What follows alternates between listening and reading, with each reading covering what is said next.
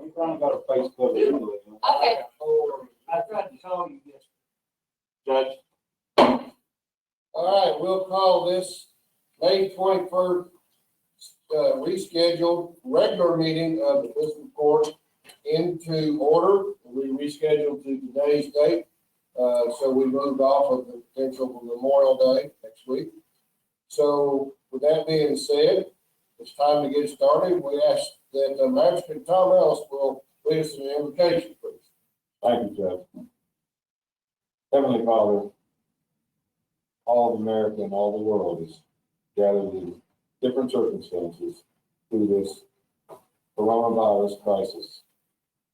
Please guide us here in our county and our state, that we may move forward in a way that protects our constituents, our populations, and guide us in all our deliberations today, that everything we do might be pleasing to you. Please bless this court. Please bless this county. Please be with us throughout these proceedings. In Christ's name we pray. Amen. Amen. All right, if you stand and face the flag, I'll start leading us in the Pledge of Allegiance. I pledge Allegiance to the flag of the United States of America, to the republic for which it stands, one nation, under God, indivisible, with liberty and justice for all. All right, thank you. Now we need to, everybody look at their minutes from the previous meeting. They're in our packet. And I'll entertain a motion for approval. Make a motion to approve the minutes. Motion been made by Magistrate Sammons to approve the minutes. Is there a second? Second. Second by Magistrate Gay. Comments?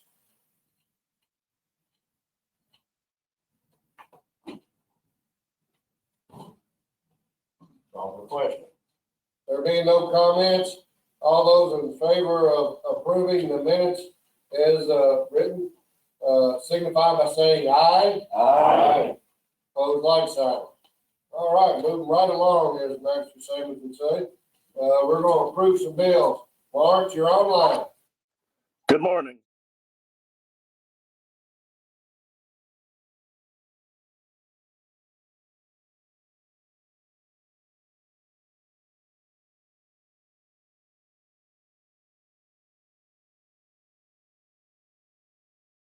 Total for accounts payable log, $440,795.29. I move we pay the bills as presented. Second. Okay, motion made by Magistrate Gay to pay the bills as presented and seconded by Magistrate Short. Any discussion on the bills? Question? All those in favor signify by saying aye. Aye. Opposed, like sign. Motion carries. Thank you. All right. Thank you. Thank you, Lord. Ms. Mary, we'll talk about budget and then cash transfer. Right, we circulated budget transfers this morning. And if anybody has any questions about those, I'd be happy to answer them. Otherwise, if you could approve those, I'd appreciate that. Move we approve the budget transfers as presented. Second. Motion made by Magistrate Gay to approve the budget transfers as presented with information in our packet, seconded by Magistrate Short. Discussion, comments, or questions? All those in favor of the budget transfers as presented, signify by saying aye. Aye. Opposed, like sign. Motion carries. Thank you. Thank you. And for cash transfers, there are no cash transfers for this fiscal court meeting. Great. Thank you. Now we're moving into the consent calendar. I want to start off with a proclamation in recognition of National Garden Week, June 7th through 13th of 2020. If you'll bear with me, I'll read the proclamation. And whereas gardeners have a passion for nurturing the beauty and resources of the earth through the planting of seeds, the care of all plants, and the riches of of their efforts. And whereas gardeners seek to add beauty, splendor, fragrance, and nutrition to our lives through the growing of herbs, vegetables, foliage, and flowers. And whereas gardeners work to preserve our country's traditional spirit of independence and initiative through innovation and hard work. And whereas gardeners advocate the importance of all creatures, large and small, that share our world and their roles in a balanced and productive ecology. And whereas gardening furnishes a challenging and productive activity for our citizens, for those learning as well as those having years of experience. And whereas gardening promotes a healthy lifestyle that lasts a lifetime, helps reduce stress from other areas of our life, and teaches that rewards can come from diligent efforts. And whereas gardening enables members of the garden clubs across the nation and the world to make a world of difference in the communities where they reside and work. Furthermore, let it be known that the Garden Club of Danville is celebrating its 85th year of service in the community in Boyle County and Danville. Now, therefore, be it resolved that in conjunction with the designation of National Garden Week by the National Garden Clubs of America, that the Boyle County Fiscal Court proclaims on this date, May 21st, 2020, the week of June 7th through 13th, 2020, is National Garden Week in Boyle County, Kentucky. Signed, Howard B. Hunt III, Boyle County Judge Executive.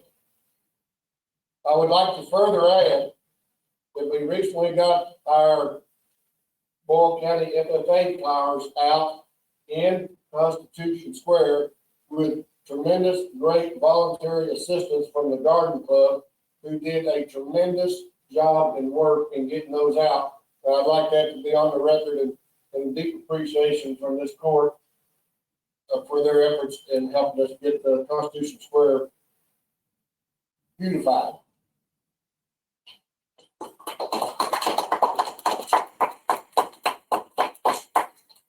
All right, next we come to a point in the agenda where we're going to have some significant discussions, and that is that we address this court's budget appropriations review. So I ask that you get to those items in your packet, and it's a one-sheet page for it to consider. And I'm open to discussion of process. We can go from top to bottom.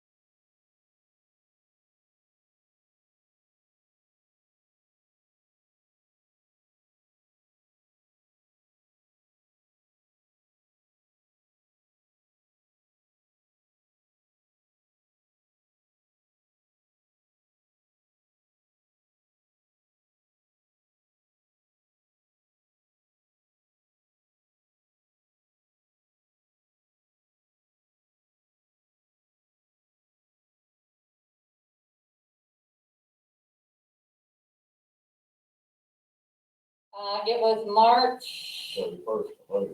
well, no, it was middle, like the 18th of March.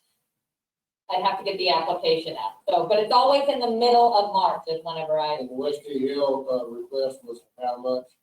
the West T Hill was a request for $1,000. Okay.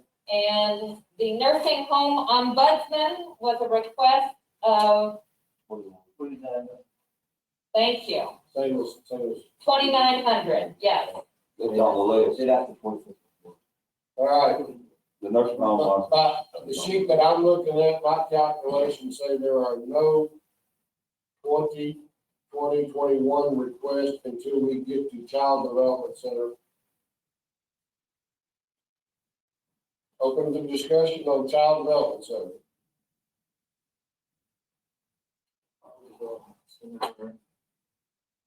Okay, amount? Child Development Center requested 20,000. 20,000.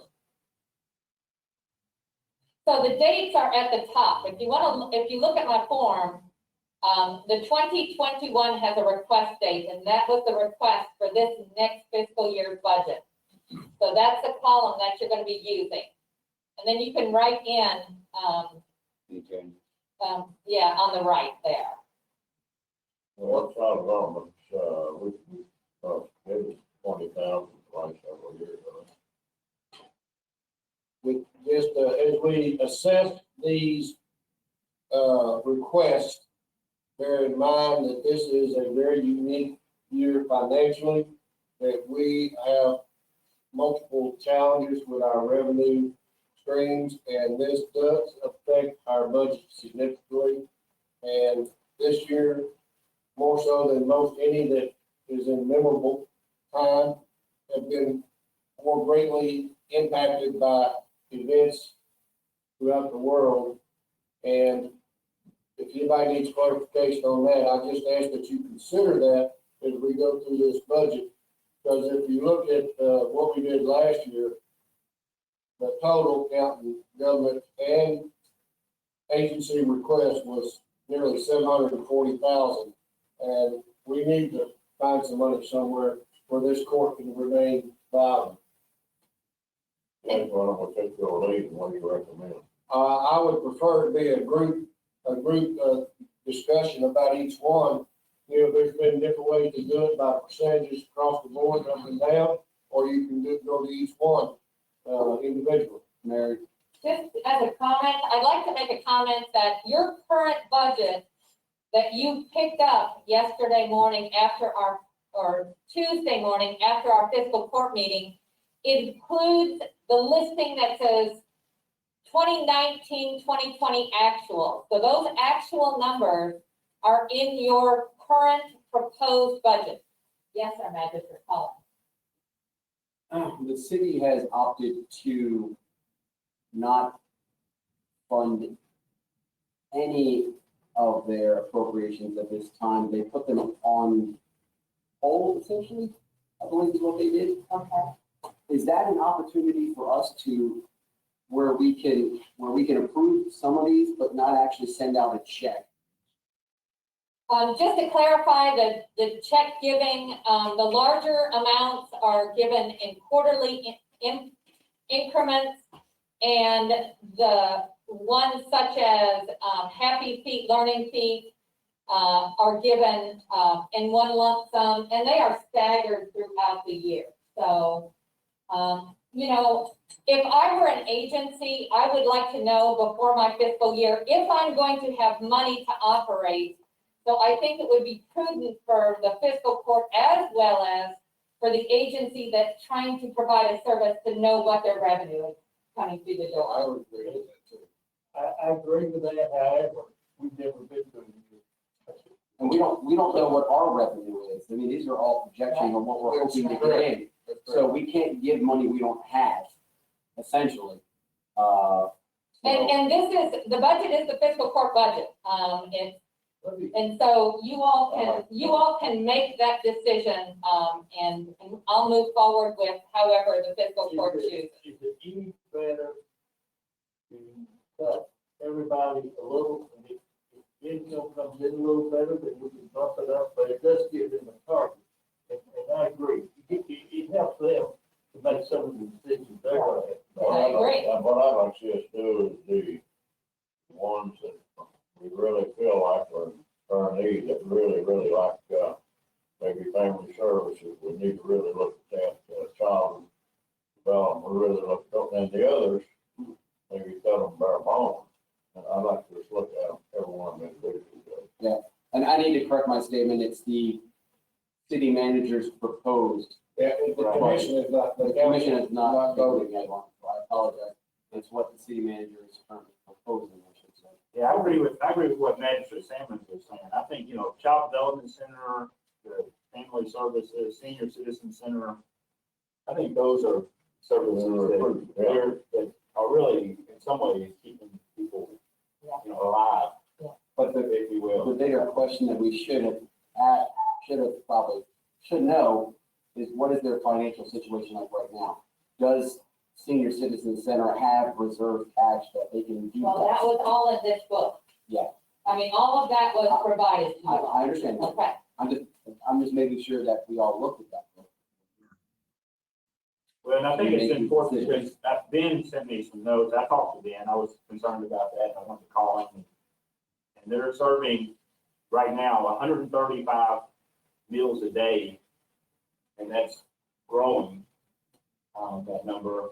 And they're also operating, their adult daycare has been shut down for now. And so they're not getting, so that's a revenue stream that is being taken away from them because they're not able to bill Medicaid without their adult daycare operating. So, and I think you said their meals cost $3.75 a day, and they provide, that's a substantial service, and those people would not be, those members of our community would not When be. we get down to that line item, we're on Child Development Center, that request the Magistrate Sammons to go down, line by line, Child Development Center. Make that I recommend 18,000. So, do. Is that in agreement with the balance of the court? Can I add a little history to all of this? I think it's easy to say. Mary, you can help me, but how many affiliates? We sent out several years ago a letter to all the agencies and said, get ready. We have a feeling it will start trending back, and we will try to do it slowly, but be prepared. My point is, there's been a little bit of warning. Now, this is more drastic. We obviously didn't see this. But they've been warned to sharpen their pencil. Informed appropriately. That it was just a question of time. Some did, I think, and I think some did not. And when I look at this, I know we're down at the airport, but I want to say it's so nice to get a call from the airport and they say, look, we understand your situation. We can get by this year with that. And I applaud them for doing that. Absolutely. And I applaud P&Z for saying, we'd like to go to plan B and we can do some studying. We understand your position. Some of these, I hope they understood their position, but I'm not sure they did. Well, if they paid any attention to the last two and a half months, they should realize that nothing's the same as it was before that. Well, and when you look at the date of March 18th was the cutoff date, we didn't quite know how bad No, we it would be. So I give them credit for that. And that needs to be stated. What is, there's further discussions on the 20th for Child Development Center? I will say on the Child Development Center, I did have a conversation with Conley Darnell, and given the situation that they have where Danville is no longer assisting them, I asked her point blank, I said that, we're looking at, a very limited budget, where is the wiggle room on this? And she said, given that we need it now more than ever because of the situation that they're in. So. and just a gentle reminder, the Bluebird market brought in a substantial amount of income, and revenue for the Wilderness Chase Child Development Center, and that's not been in operation. So that was one of their larger funding sources. But I can agree with Magistrate Sammons' suggestion that while, it's a 10%, effectively a 10% reduction in their request. And I think for those that do the type of services that they do and under the circumstances, I think that's a reasonable compromise. And needs for the court's approval, we'll mark that at 18,000. All right, next one is, the Cost of Bluegrass, Bluegrass. yeah. Cost of Bluegrass, 4,000, which is an increase this year's request from last year's request, which is last year's request is what is in the budget amount of it is currently there.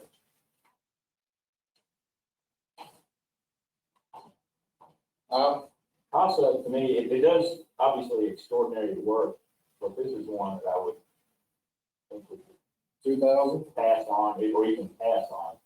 They do a lot of amazing fundraising Yeah, work. It's a regional effort. Yeah. And, I think we could pass on this at this time. And while they roll with, even I'm sure with the people being locked up at home and issues that are gonna be going on, their advocacy for the children that they do work for is extremely important. But So clearly stated, we're looking at 0. yes, I would prefer. What is the court's pleasure on that? And I agree with you. any dissension from the recommendation of 0? I do think there's a concern. The last data that I saw on the kinds of responsibilities that they would have statewide is well over 8,000 disenfranchised children. And I guess I'm just reluctant to cut it all the way. I am here, and I hope we can bring up at the end, Magistrate Caywood's recommendation that if revenues increase, that increases could come to each of these line items in the future, but particularly with the circumstances of the young people who are terribly disenfranchised all throughout the state. I don't know whether we can meet them halfway or just what. but- just for informational purposes, they had, for this fiscal year, they've had an excess of revenues over expenses that possibly, may be able to carry them through for a while. Do we know that amount? Yeah, they were all in these, packets that were presented to you all. I don't know that I want to start reading off their detailed No, financial information. That's confidential. But they do have some reserves. Well, one Miami thing, is down also, I believe.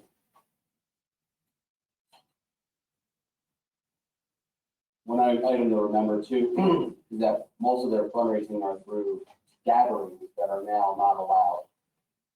So, their cost of the Bluegrass event that's normally held, I believe, has been canceled, like many others, so. So out there is an option, we've heard 0, do you want to consider 1,000? For 2,000. How about putting, 1,500? 1,500 from the last year. Throw it out there and see where it goes. I'd be comfortable with 1,500. 1,500? Is there any dissension from 1,500? We've heard 0 and 1,500. I would I stay feel like an with auctioneer here. What's that message? zero. I would stay with 0. I'll say 0. All right, let's go with a quick voice vote. All those, just say your name and 0, and then we'll go with the other one, 1,500. 0. Sure. Jay, Sammons. Cullen. That's 4. 1,500. Caywood. Ellis. 0 wins 4-2. Don't need a tiebreaker on that. No, It is, thank you for that. don't shoot that. All right. Next, family services. this one again is one of those that I think provides literally life-saving kind of services and support. They do an amazing job of helping sort out who needs stuff and who doesn't. So I guess if we felt we need to back off of them, I would, on this one, recommend our 10% reduction. So we looking at 17,000 then. Correct. That's what I would propose. I would propose to leave it like it is.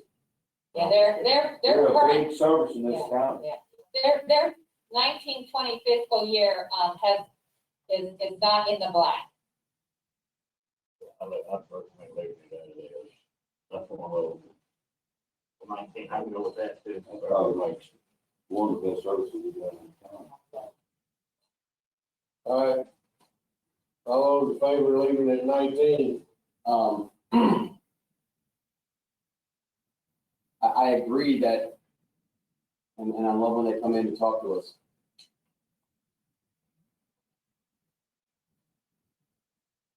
Do we have the money to keep, I mean,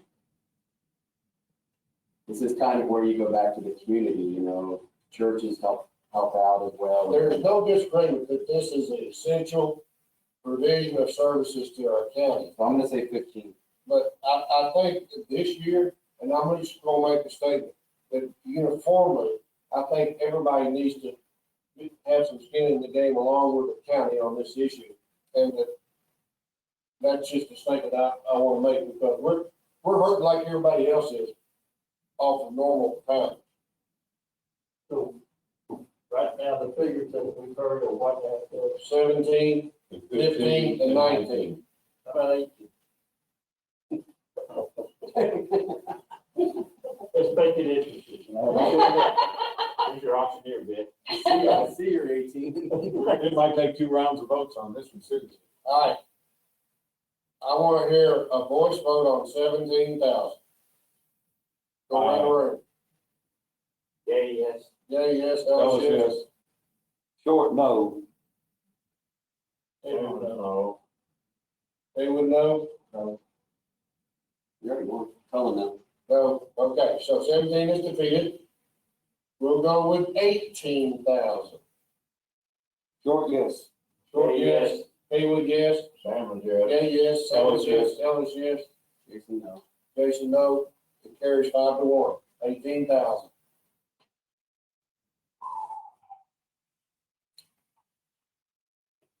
All right, helping hands. Last actual was 5,000. Request went up to 7. Jody, I'm not gonna vote on this, okay? I appreciate your abstention. Abstaining. Bill, can you tell us how you're standing in this, financial life? Generally speaking, I'm sorry. you don't need to get detailed. Are they in the black? Yes. But he had 22,000 in the bank, I saw. And they spent last year, I think 15. Bill, does that sound right? I think that's all. Where does that sound right? Well, they didn't send anything, that talked about that. Let's just say, can I make a statement, Judge? They sent their budget and no financial plan, except for what I gave Bill. Go ahead, Mr. Sammons. Let's just say that it's all, with the circumstances like they are, and you know what a good job that Helping Hands does.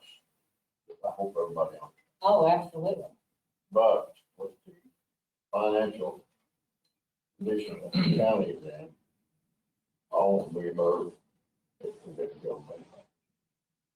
Yeah, I was gonna recommend that, but I didn't want to step on that, that was important to me, so I wanted to hear what you had to say, but I would recommend I zero. think we don't understand the game, just Well, about, no. I think everybody needs to have skin together, so we'll say. I'll be glad to. Did I hear a voice vote for $1,000? Ellis, aye. Ellis, aye. Haywood, aye. No, Gay, no. Short, yes. No. So, with one abstention, that's 3. Is that 3-3? 3-2, yeah, 3-2. And it carried by 3-2, right? Yeah. 3-2, so $1,000. I heard that correct. Yes. You did. My math is not good this early anymore. All right, Danville Boyle County Health and Feed Equal Learning. $1,800, 2019-20 was $1,000. Leave it at 1,000. We have a recommendation of 1,000. We'll go round and round. Sammons? Yes. Yes. Short, yes. Short, yes. Gay, yes. Ellis, yes. Ellis, yes. Caywood, yes. And the recommender, yes. That passes unanimously at 1,000.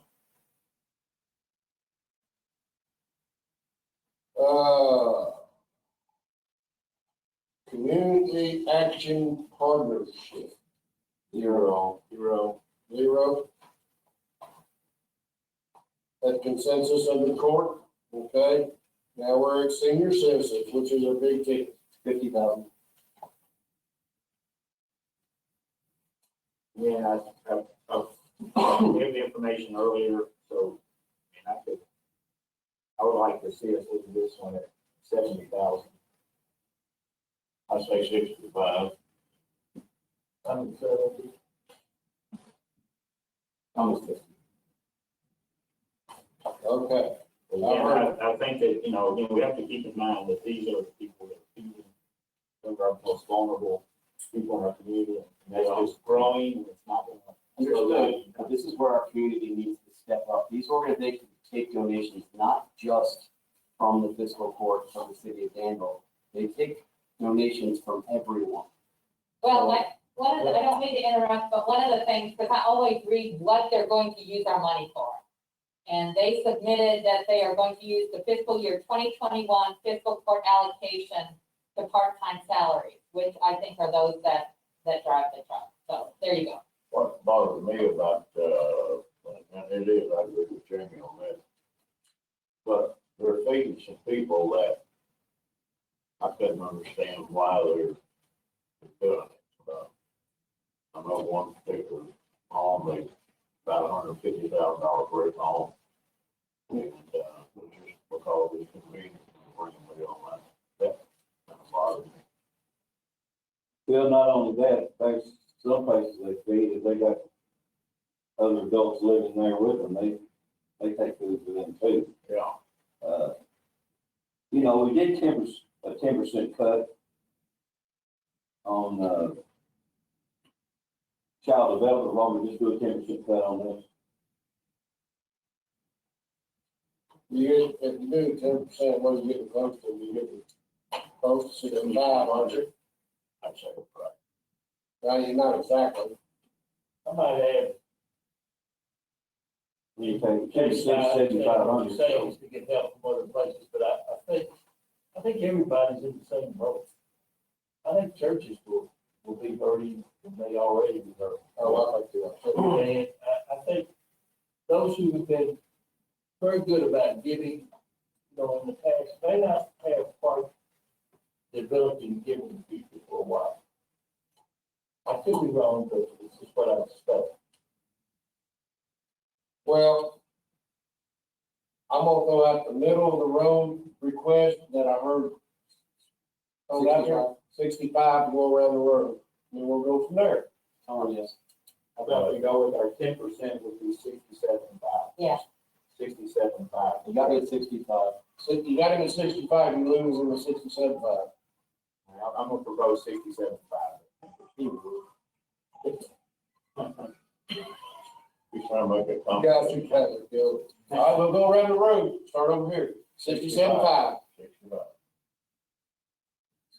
Brother Short, 67.5. there's 1, 67.5. 2, 67.5. 3, 4. 67.5.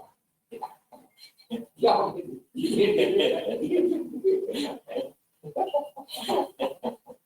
You didn't hear that. Some of us are. I don't think the recording picked that one up. You want me to restate one of these?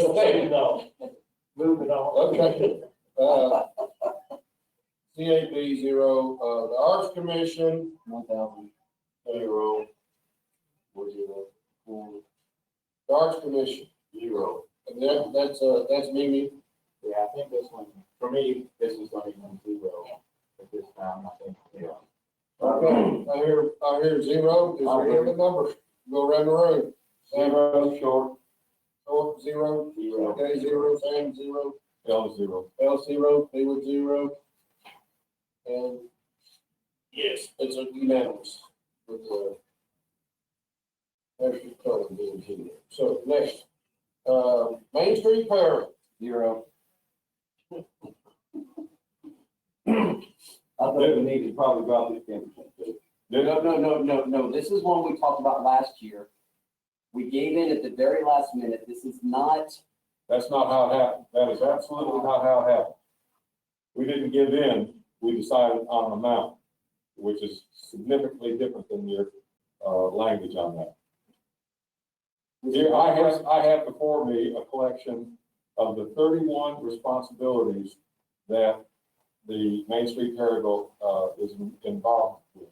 The very first one that I will feature is, and I know this to be a fact, each year for the state fair, in looking for help, with over 3,000, and this is more than just the state fair, with well over 3,000 volunteer hours just in Perryville alone. The Perryville Main Street folks, with volunteers helping them, recruited 90+% of all the folks who sat at the state fair, representing all, and I repeat, all of Boyle County, passing out materials for Main Street Danville, for the chamber, for every entity that would provide them with their brochures and information. Secondly, there are grants that have to be supported by staff that are state and federal grants that are ongoing. The lifeblood of the organization is the Merchants Association. Remarkably, at this time, there are only 1 or 2 storefronts that are not rented in some way or another. The director serves as the liaison to the Kentucky Heritage Council. I could go on and on with the remainder of these, the folks, and they have been recognized statewide as one of the leading Main Street organizations for small communities. And oh, by the way, it is the jewel in the crown of the battlefield and the coordination that they do with the battlefield. And we've been in recent meetings where both are represented with the new battlefield director, and the coming together that is happening there is just going to be nothing short of extraordinary. We need this function. I regret that we're going to have to do some budget cutting, but it is what is being turned around the state in terms of culture and socialization and history. It is an essential service for Western Boyle County and for all of Boyle County. How much does the city of Perryville contribute? They're giving one back directly and then other things in kind. Well, they use most of our donation, the way I understand it, for Ms. Booth's salary. that's what it's all for, is her salary. That is correct. right, it's awesome. So we've got all the skin in the game. And Tom, you know how much I love Perryville, but we last year we couldn't afford this, we can't afford it this year. And we gave them plenty of heads up that if it was instrumental to the city of Perryville needed to step up. And that's what was said last year. They And I'm stepped up sorry. with volunteerism and. Well, if they're doing so well with Perryville and all these things are doing so well and they may economically should be able to afford this position. I'm sorry, we cannot afford to pay another person's salary when we can't give raises or buy other things for the rest of our actual county people that are actually county employees. She's not an employee of the county. She's an employee of the city of Perryville, essentially. We cannot carry her salary anymore. We said it last year that, and then I'm sure you didn't agree with it last year, but we cannot afford this. It was never stated that way. It was stated that there had to be skin in the game and that there had to be activities. And I've got a list here. I'm hoping that list will provide me people. So, I'm sorry, apologize. for Perryville, but the Boyle County, all Boyle County cannot afford to pay this good salary. So. Boyle County can't afford to sever any relationships with the Heritage Council, with the Historical Society, with the battlefield, and with the tourism that is drawn in to Perryville every year. I would submit, and I wish I had the data on this, but I would submit that the tourism, which brings us hotel and restaurant and other reservations, I would submit that the tourism numbers for Perryville are equal to, perhaps even more than, the tourism for the rest of the county. So would it be appropriate that CBD contribute to that salary? I think it would be very appropriate. And then that's. How come in 17, 18, there was no salary at all? Because of No, all. that's not true. ADP. No, it was like, it was a line item in DDP. All right. EDT, Well, I know why, I mean, when we talk about tourism, you know, We're talking about revenue all over the county. well, I'm talking about that the community pays the Convention and Visitors Bureau, you know, money for tourism. Is that a possibility of taking an allocation, from CBB's budget to substantiate that salary as, That's the way it should be looked at. Is that statutorily, I I don't think it's statutorily allowable. We would well, have to she has persuade them. assistants, she has assistants. My understanding that, CBB pays for assistants in the office themselves. So if that's an individual that's doing work on behalf of tourism, to me, I would think that, you know, a contribution could possibly be entertained if there's a conversation about that. How about if we, as I said last year, and I felt like I did, you know, however it landed, I was not happy with this amount last year either. But I do, and as I said last year, I'm a big believer in our Main Street programs and the efforts that they do for our Main Street, and I think they're important parts of our community. But I would suggest that we add this one to $20,000. I think you are jeopardizing a very critical, essential service for Western Boyle County. I would reluctantly recommend a 10% cut. so are we also gonna pay for the director of part of Danville too? That's gonna be one we're gonna pay for as well? It's the same position. You've got 4 entities within this 1 mile radius that are getting salaries right now. I don't think that's a fair comparison. I don't understand what you're saying for it. You've got the chamber, you've got EDP. you've got- Chamber is membership driven, and so is, Heart of Danville is membership driven, which is key. They're membership driven. They get money from their members, which is what Harold should be doing. Part of Danville asked for an allocation. Yeah, they asked for $1,000. I know, I realize that. I will make, 2,000. I'll make Oh, a it's statement because in my travels around the county, I have talked with Main Street Chairman, and they are aware of, like everybody is experiencing, an element of this being a different year than in the past. And the request made to me was, in addition to this formal request, was just, we need something, you know. Judge, it's part of the vision of this area. And when I mean this area, I'm talking terrible, certainly part of that area. In talking to the Constitution Chairman, he wants not only to make Constitution Square at a higher level, but also to make this a tourism area. It's like, we need the whole area to be functional in order to bring people in for. Not just one segment. And that was the theme of that first meeting. Particularly being on the trail. Yeah, that plays a part. We get people in this close to visit the distilleries. Optimistically, they will visit the historic site. How about, It's really a new area. well, the key word you got to keep using is tourism. And so going back to what Mary said, this really should be a function of tourism.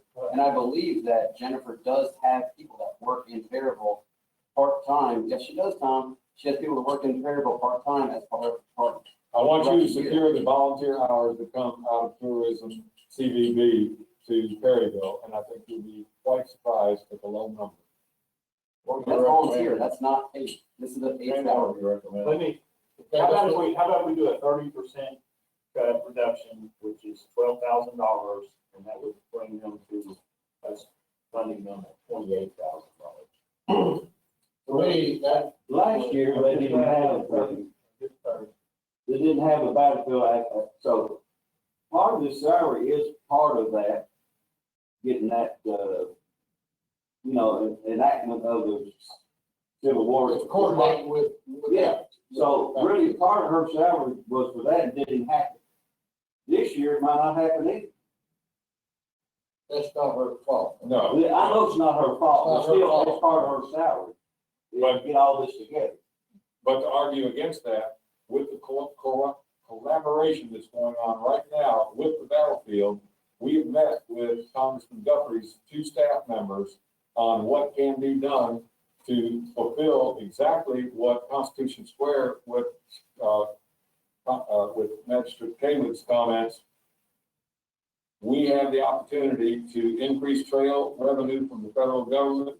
These things are all in motion right now with no guarantees, because those discussions took place before coronavirus.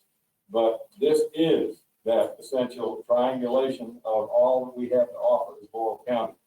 And I am convinced that CVB is not beholden to us on terms of using a piece of their revenue under the statute as it existed before Senate Bill 5, and that won't be implemented until July 15 or after. So to think that we could get CVB money would be persuasion beyond belief. I would recommend a 10% cut to 35, and I'm doing that reluctant. Okay, we got 3 amounts. We have 0. We have, was it 30,000 or what? 28 was what I was thinking. 28, and then we have 10%, which would be 36. So I will go around the room if there's no other. Sheriff, how much was one of your vehicles that we said we couldn't buy? 30,000. So we can't buy a sheriff's vehicle, but we can actually fund a salary for an employee that's not our own. And how about the ambulance we're not gonna buy? That will provide That's just an inaccurate statement when we're talking It's about Boyle completely County. accurate, because again, it's simple mathematics.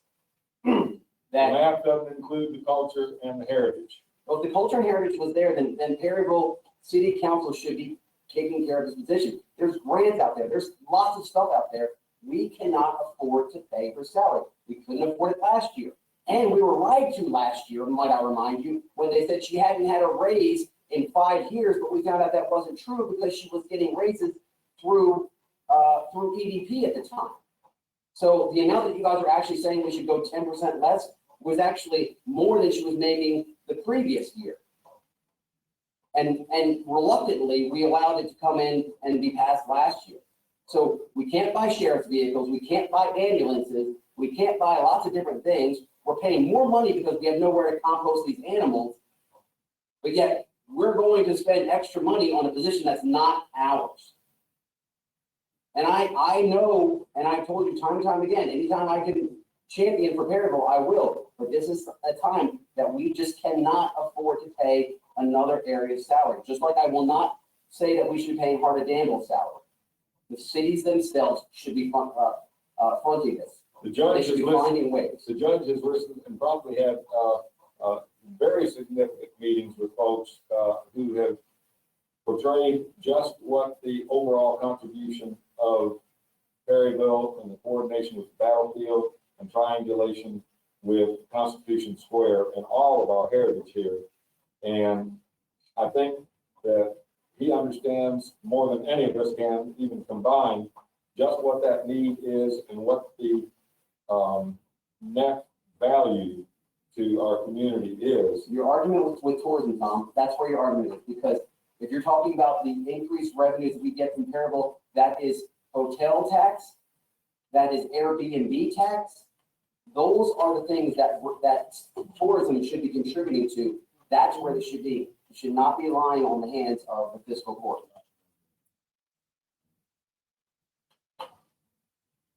Judge, what do you have on the floor? I have 3 amounts.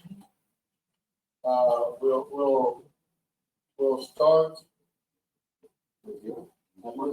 We'll start with 0. I'm gonna throw it out there first and go around the room. Those in favor of 0, give me a vote. Aye. And I have spoken to people in Perryville that have said that we should not be funding this, so. Okay. That's 7. I'm gonna go along with, Jamey. what, 28,000? Well, yours is no on zero. No, I'm on with 28,000. Well, but we're voting on zero right Oh, no, zero, no. Ellis, no. now. No. No, so short? Yes. Yes, so we have 2-0, and by my count, and 4-0. Next amount is 28. Yes. We have a 1 yes, a 2 yes, Yes. a 3 yes, Ellis, no. Ellis no. If we're going to that, I say yes. That's 4. No. No. 4-2. It sounds like 28 is the approved number by the courts.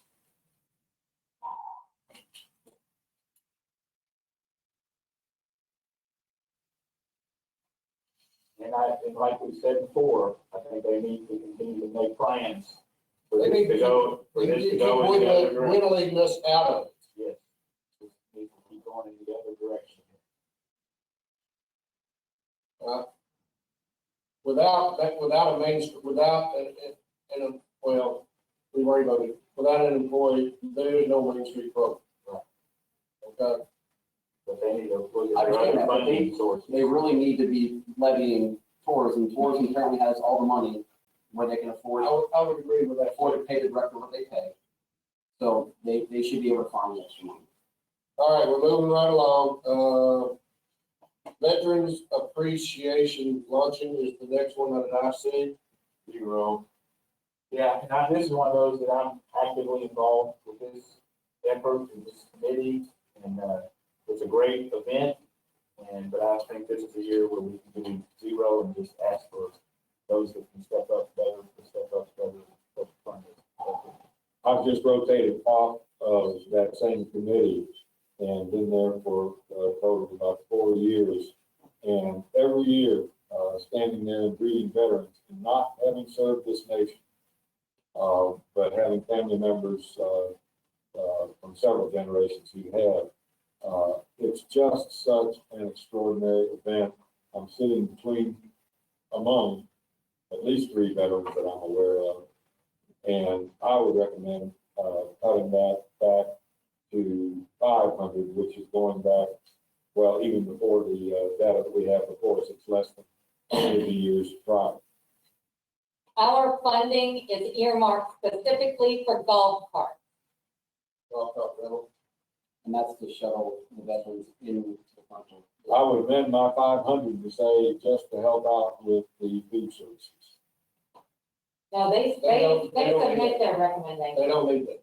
Okay. They've already accounted for all that in these applications, Magistrate Allen. So we have 0 and 500 is thrown out on the table.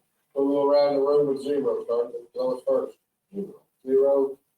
Short 0. 0. 0. 500. 500. That's right. 3. There you go, General. 3. Y'all just couldn't leave me out. And what was that last you said?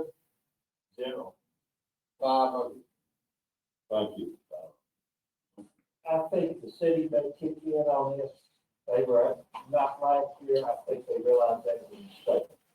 I could be Good point. wrong. I forgot that. Totally wrong.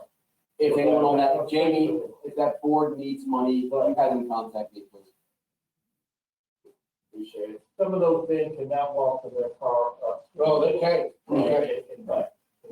It is utilized extensively. Yeah. And there may be people out there who would donate their, allow for use. Because there's a lot of people in Boyle County that own golf carts for fun. The sheriff's office will donate their 18. Yeah. I think they can come up with golf carts if they really work at it. And ATVs is a great idea. We have a side by side, but a little Yeah, they taller can and get it. harder to get into, but we'll make it better. Thank you. Thank you, Sheriff. That's All right, next one is human rights. We pay bills. That's in our budget. I mean, the city and the county actually require that group to come together and, Totally. it is. Leave it as is. yeah, they don't spend, they may have a few little office supplies and I think we they had some printing charges one time. You're not spending any more than maybe even $50 to $100 a year. This year, we've had incurred no charges. So we can lower that to 500 or even 250, I'd say, if you'd like. Put it 250. I agree. 250, is that a consensus of the court? Yeah. All right, consensus of court at 250. Next is one that came in late. I want to make a statement on this, even though we don't have to vote on it now. West T Hill, in 2019 and 2020 was $1,000. They put that money toward youth. They very eagerly and complied with his request for assistance. The use of their technology has been essential to help providing us with opportunities on this time that we've been separated. He's indicated, you will note that on the enclosed budget that they submitted on their application is that the camp was canceled. They hope to pick it up next year, and the budget and incomes will virtually be the same. So they didn't have it last year, and we funded that. So I guess what happened was those funds were used. They basically are saying, they're probably not gonna have to camp this summer. What are they asking for, Judge? Well, $1,000. one of the things we gave them that I money. Do what? vote we give them the 1,000. What is it gonna be used for this year, though? We maybe should look at 500 now. This is next year, don't Yeah, it's for next year. This is for next year. And the thing is that this year's was Well, you think canceled, the so, help, like the judge said they've given us, that's what the They've $1,000. supported this. court. well, I guess my question is, if we gave them their $1,000 for camp, what did they use that money for? They didn't have camp last year, that is what Mary's saying. they? Yes. And they're not gonna have it this year. Well, they may They had have it it. last year. I think they're not gonna have it This year, like this fiscal year. this FY. So let's put 500. I could go 500. I'm good with 500. But we have 1,000, we have 500. 500, 1, 2, 3, 4, 5, 4. Okay, 500. We're moving right along. Since we did West T Hill, do we want to consider going back up and considering nursing home ombudsman? I think you should. That, We did not consider them, I thought we did. no, we did No, not. they came in late on April 13th is when I received it. And it may have been, during that time was whenever they immediately did that corona, so I don't know how the mail was being collected again. Go with 2,000, yeah. I'll agree 2,000. 2001, 2000 twice, 2003 times. What about the inactivity of actually visiting right now? This is, they're advocates for those that are in the nursing homes, and the fact that people cannot visit nursing homes right now and check on their loved ones, I think- It's exacerbated. I think this program is even more necessary. I would think. It is now because they're going to help feed. Right. And I'm sure their expenses have increased because of all the stuff that they have to put on, masks and gloves. And So, if we have a parent in there, the kids used to go and help feed and do all that, so. Well, with that explanation, I can go with the 2,000. I think that's a 5,660, $2,000. Okay. Getting back on track. We're at, I think, the Arts Center of the Bluegrass, I believe. That is correct.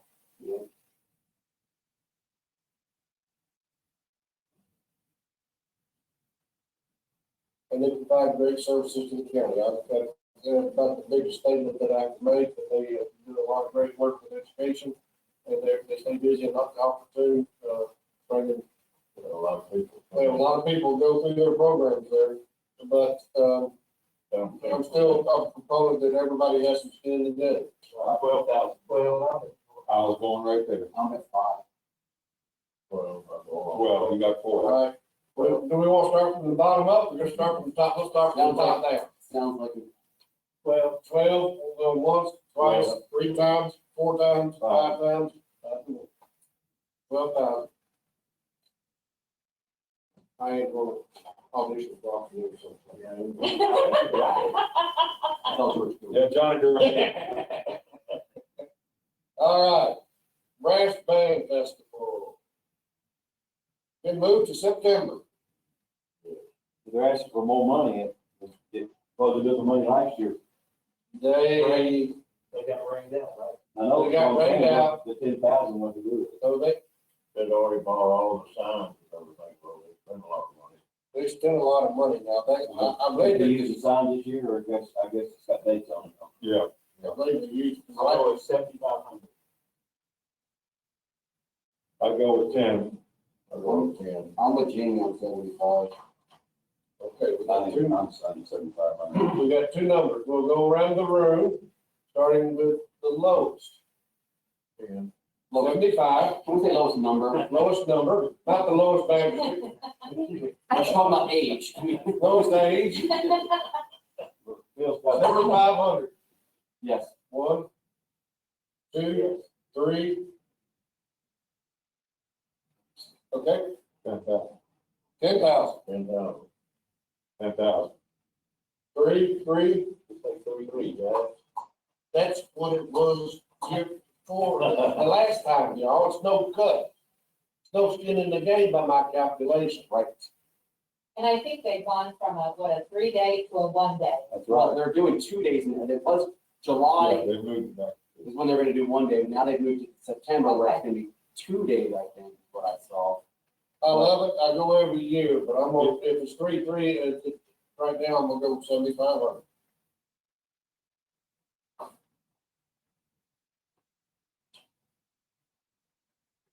And on that, I think it should be noted that the county provides a lot of in-kind. Not anymore. Not anymore. Not anymore. Yeah, All well, about that's it. right. We'll see how the budget shakes. Yeah, we'll see how all that works We'll out. see how it works out. We have coffee with- It's an international event, that's. Harvey Danville's request is $2,000. 28,000. Oh. 0, All right, I'm good with that. 0, 0. All right, 0. I hear 0 once, 0 twice, 0, 3, 0, 4, 0, 5, 0. The Soul Second Street has been canceled for this year, so they just. Yes, it is. I guess we're down to, The juvenile shelter expenses was something that the previous county attorney always recommended. We've never used it, and it has to do,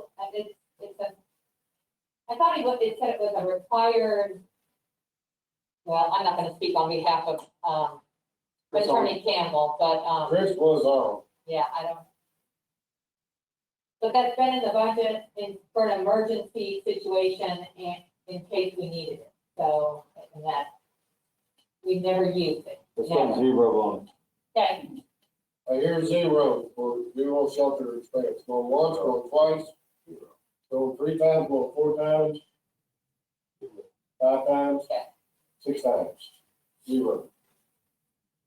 All right, I don't know what that totals up to be because I don't have my calculator. We're going into government airport board. With the gracious consideration, that would be 0. oh,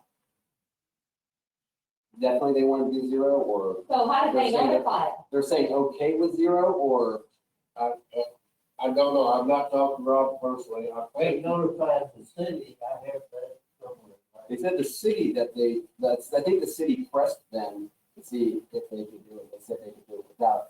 I don't know if they made that same offer to the county. They didn't notify. they didn't notify us officially. I don't have Rob. If anybody can get Rob on the phone, I've got his cell phone number here. Let's do, I'm gonna say 10. It's a vital part of this community. This is economic development. Sure, this is, I know that they keep themselves in good shape, very good shape. but like anything, they're taking hits. And one of the biggest drivers for them is their gas sales, and we don't know where that's gonna be right now, so. Well, I agree with you. It's one of the most vital parts of the county.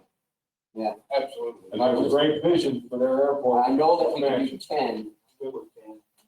and I think they'd be okay with that. 10 once, 10 twice, 10 3 times, 10 4 times, 10 5 times. John? I agree with Mary, unless they've notified us of pulling out, maybe Yeah, we can. I've not gotten that. I'd like to leave it as, if we do leave it as 10, to let Rob know if they get their needs, They can let us know. then let us know. And I'll tell you what, Really, that's pretty good. I will talk with them today, but right now we'll leave it, we got a 5 with an abstention vote of 10. And if I do get a confirmation on what Caywood said, I will inform everybody. Okay? Mm-hmm. Thank you. Planning zone. I don't think they would be one for that. I don't think so. I would agree. That makes sense. I would agree with you, and I can't with 100% clarity say that Rob never told me. And I think that he said. But, I'll get in touch with him today. Yeah. All right, 50,000. planning zone, they apparently took a pretty They took a huge hit, huge hit with the city. so Recommended. I would say 70. On them. Yeah, how about that, big thing? They have 70 twice, I think, again, going back to 3 economic times. development, they're gonna be huge. 4 times, 5 Funding times, Funding out of this. 6 times, 70 it is. All right, Parks and Rec, we were, 19 and 20 was a 248,590, We've already set that in your last budget. okay? Fitness center, is that gonna be operational for the rest, for 2021, do we know? As of right now, I think it is. But I was gonna, I know we talked about taking the pool out, right? Yes, we did for 19,000, You took that and I out. took that out. So So, it's sitting at yeah. 303,000. How much? 303. Can we actually hold off on the fitness center to see where that's at? Yeah, that was what I was gonna suggest, because I think the fitness center, while it may operate, it's gonna be at a, I would think at a lesser Yeah. operational capacity and service. And so I was gonna suggest, holding off or putting that in a I different can do category. that. I can do that. How long can we do that? Okay, let's go back to 2019 budget, what was in it? Well, we have an inter. We have a participation agreement. Yeah. But it says in there that if the fitness center Right. and the pool are not operating, that we don't fund those. So Right. Well, I'm saying we fund those at whatever percentage the- they operate. the pool has been told, no, we're not gonna open it because of extensive damages. The fitness center is no because of Corona. Right. Two different things, where the city said no on one, they're following CDC and governor on the other. So that's why I'm saying, let's hold off to see if they plan on reopening it or not. Magistrate Gay has a good idea, I don't think anybody heard I it. think it's kind of, we're saying somewhat the same thing, but I'm just saying we fund it based on the percentage that it actually is able to operate, which we don't know. And we don't know that either. And that'll be a question for our county attorney, to probably see if we can do that, I think.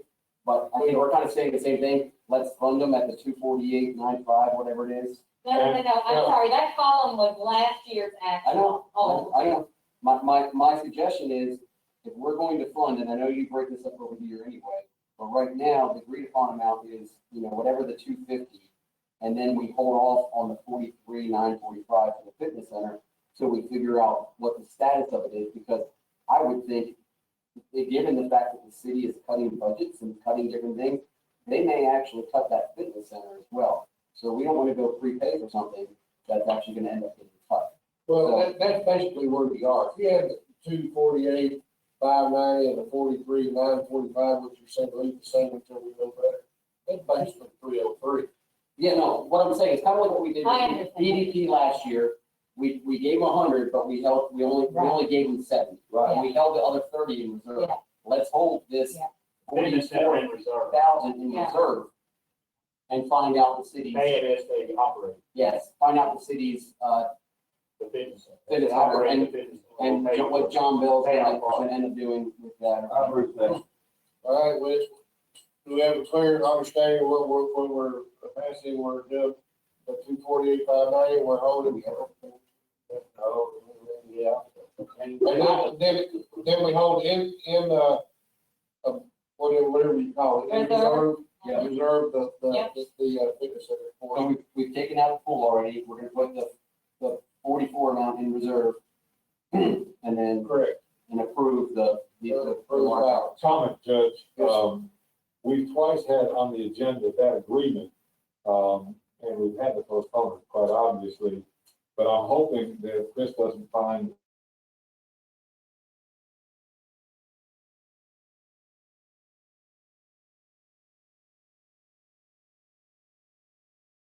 we have some obligation here, on this aspect of the budget. I don't think it's in the, revising that document, as we talked about that in February and March.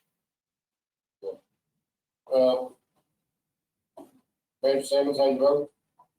I go along with, yeah. Recommendation? Manager Short? The recommendation is 248,590 with a reserve of 40-something thousand. Is that what we're voting on? Yes. Ellis, yes. It might be slightly different, it might be just like, say, 250 Yeah, and we need 44. to look at the contract, and what I'll do is I will take the base amount of the contract, which I thought was 325,000, reduce it by the 19, and then hold whatever they have itemized as a fitness amount in reserve. Excellent. Thank you, Mayor. Yeah, thank Okay, you. That's what we're about done, so we have 1, 2, 3, 4, 5, No. 6. I can do that. So we know what I that thought is. this was the tax thing. I'm sorry. All right. Economic Development Partnership. We had that with, last year at 70 and 30 with the reserve. So they never drew it. No, They never do. no. I would like to leave that the same as last year. I think that this is gonna be economic development is always a huge issue for us, but they're gonna be critical, and they have been critical in helping to shepherd people through the processes that are going on. So I would like to see that. So Magistrate Gay, now question, the 30,000 in reserve is because the asset development was in their budget, is that something that we diverted to our budget of the Yes. 30,000 and then the 70,000 for that? Okay, thank you. That's fine. That's correct. I can see. So 70 with no reserve. Line over reserve, because we got 30,000. Because we have 30,000. It's all line item. Asset development. Okay, Put it in our own way. that works. Okay, we'll go around the room. I'm with it. Approve, Yes. approve, approve, approve, approve. Those are many ways. Yes. Yes, unanimous. Can we also change some things? Magistrate Ellis and I were talking. We list their rent as what is actually their utilities. They don't pay rent, they just pay the utilities. It's just an inaccurate line. Well, I don't think inaccurate, but, can we do that at a different time? Because that's not an appropriation, so. well, I know, I understand that, but I'm just saying that's something we should discuss. I'm going to bring that into discussion. Well, But I'd also like to actually get a valuation of that property. And I'll bring that up later. Please. Well, there's several things I'd like to bring up. I agree with you on it. So if I may clarify, I'm Also, sorry. the committee reported, I'd like to see the recommendation Right. on rename of it. And that's actually why I'm holding off, is that we'll let, Steve talk, and we'll ask him those questions and bring that up at that time. I think it's appropriate. As usual, I'm not great on the math of it. If we're 28,000. if we're at 70, but we're granting them their 20 for utilities, are we actually granting them 90? Well, again, I guess, yes, we are, but I still think that it's important to recognize that they are an extension of us. We're partners with them, and so I think we're just, that's not uncommon. A lot of times, these economic development people operate out of either the government center, the courthouse, wherever their office space can be, that just happens to be good space that we have available to support Accommodate them. our economic development And, efforts with. This was discussed for another time. Right, I yeah, think. it is. We have Sorry. previously considered that I'm good with as that. part of the appropriation. Mary, I just wanted to clarify real quick, the asset development, and this is draft at the top, so if the Economic Development Partnership passed another budget, I didn't get a copy of it for the granting process. But they have $45,000 in future industrial site selection and acquisition planning and design. So that was 45,000. And, just for informational purposes, they do pay for Main Street Parables accounting services. So that's a contribution that EDP makes on behalf of the Main Street program as well. all right. Thank you. I think that concludes our appropriations discussions. Can I say something? Yes, sir, please. I want to thank you, sir, for putting this in the room where we can communicate. I think it Oh, helped. Lord. Anything, brother? So, thank you. I think it helped. You know, by the way, the recommendation, even after the opening of government services, the recommendation by the governor is for a period of time that we continue with, the internet connectivity that we have. If everybody is in agreement with this being acceptable as a concern for their own personal well-being, I don't know what our availability on court days would be because we don't know the space, so. But I think downstairs, we're almost too close. Yeah. Under our Probably condition. can't do it that. We, if this is not available, we have to revert back, unfortunately, to the only other option we have. But I think for this conversation, this worked out very well. I agree. I agree. Better than I thought. You don't think they're gonna open it back up here, at least? Well, they're gonna open it back So we can up, all meet back together? not for a couple months. According to the governor's recommendations for government service. can I Hey, we can use, hey, we can have them down church if we can put a camera down there. Well, and the library was something we discussed last year. I mean, we don't, that's fine, we have a big, fellowship hall, bigger, a lot bigger than this room. Well, we'll think about it because there is days where we can all be. We can do that. I mean, you can call it, you won't call This will be much more difficult over the other, well, stepping on my toes. the other configuration. Can I say one quick thing that just while we're talking numbers, I like numbers. You know, while I don't always see eye to eye with EDP, I do definitely see their value and when they do good things, they do good things. You know, as a entity, we are contributing $70,000 to their overall budget so that they can bring revenue to us. They can bring businesses to us. And that's serving 30,000 people. And we have contributed, and we've always, I think generally, we've been pretty tough on EDP in some ways. It's valid. But just going back to one other thing that's a sticking point, you know, we're giving 70,000 for essentially EDP, which is an umbrella. So it's EDP, it's you know, Jody, it's Josh, and then the other people that, while the chamber is a membership-driven organization, Jeff Jewell is a vital part of this community. He is just in the short time he's been here, he's entrenched himself in this community, and he does things with the farmers market, with all these different things, really, you know, as an equal partner in the EDP. And Dustin, you know, I see him go back and forth on Main Street all the time. And then, what's my name? Jennifer. No. So then that's the main crew there. That's a large group of people that is serving 30,000 and we've given them 70. Yet the Main Street Parable, which served essentially 450 people, 28,000. They impact 30,000. Well, Thank you, Judge. If they impact it, then it needs to show from their end through other things. I just wanna, I won't argue that point either, but they do impact. so as we finalize this, because EDP is the last one, next year, going back on what John and what others have said, skin in the game. Because this is not gonna be over next year. This is gonna be 2 or 3 years before we actually see any bit of turnaround.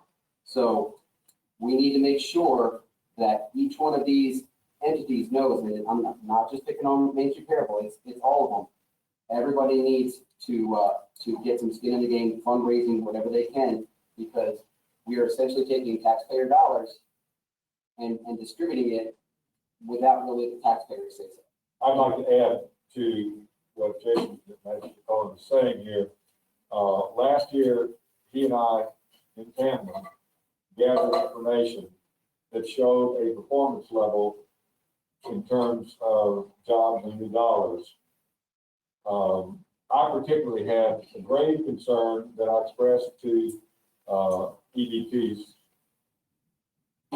director, that their sheet that said $297 million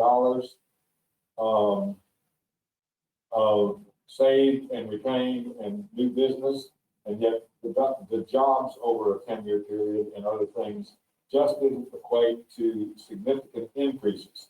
Because we're in this coronavirus circumstance, we really not had an opportunity to get an update on that data. And I'd like to still get that data and request that data for this last year, where we did grant them a significant number of dollars with an opportunity, as Magistrate Caywood had suggested, 30,000 that they could come for, which they did not, because the data that they would give us would be prior to the onset of coronavirus. And with the disappointing fact that we had actually lost employees over a 10-year period of time, and that the revenue, notwithstanding the $297 million, most of which was in place. I just think we need to go back to that same chart that we had a year ago and see what the performance was for this current budget year that we're about to leave.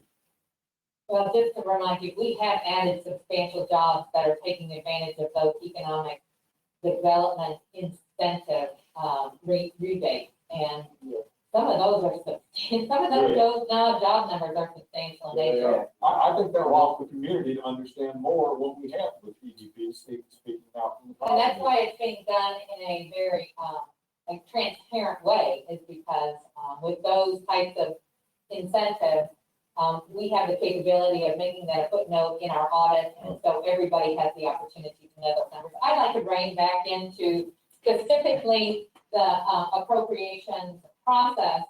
I'd like to have a conversation, if I may. The appropriations considered for the next fiscal year. So when we go through this process again, or I should say my office goes through this process of doing appropriation requests, I'd like to add one thing to this whole validation process. And I encourage you all again to make sure that when we go through this process, that you pick this packet up and you read the information in here, because it is amazing what you can derive from it. But one of the things I think that is very important that we don't get, and because they spend our money, I would like to have included in this application that those agencies are required to submit their minutes. I want to know, number one, when they meet and what they meet about, and do they talk about the appropriation of our funds. And it's important to me as a treasurer, number one, to know that these boards are meeting on a regular basis, and that there's a group of people making decisions about these funds as opposed to just one or two. So if you all could make that. I agree. I'll make a motion. I'll second. Okay. And Matt, the minutes, I would say if they provide them electronically on like their website, if they do not, that they need to be forwarded to you, by what day would you like them after? No, they'll be part of the packet. They'll be part of this packet, so they'll have to include that. And, you know, there are those that send it to me electronically. I still print it out as a paper copy, because it goes in my audit file. That when the auditors come in, when they look at those appropriations, they have the opportunity, and some of those auditors pick that information up, because it's the Constitution says we have to spend money for all. And I was told by the Department for Local Government when I first came here that we either pay their bills directly or we appropriate these monies and we monitor it very closely to see where these monies are going and that they're being spent for the good of all, as the Constitution requires. So that's what my responsibility is, and part of this is getting board meeting minutes to be able to substantiate that everybody's involved in those conversations. So I agree with this. We have a motion, it's been seconded. I think the electronic is picked up. I'll ask for a voice vote. All those in favor of the motion, signify by saying aye. Aye. Those like sign, Thank you all. motion carries. I will say that it's what Mary just recommended we approve, I think is a critical piece that has been omitted previously, because I have a concern, although unvalidated, that there are some organizations that don't maintain good minutes, with no regard to, whether or not there is a virus, present or not. So I'm hopeful that our actions will be an indicative, request of improving processes that come before the court. Judge, just, my little brain running through this, we've got price, we're spending from 575, roughly. I'm guessing I'm within 5,000. That is a noteworthy, appropriate training, information. And we did it with due diligence, line by line.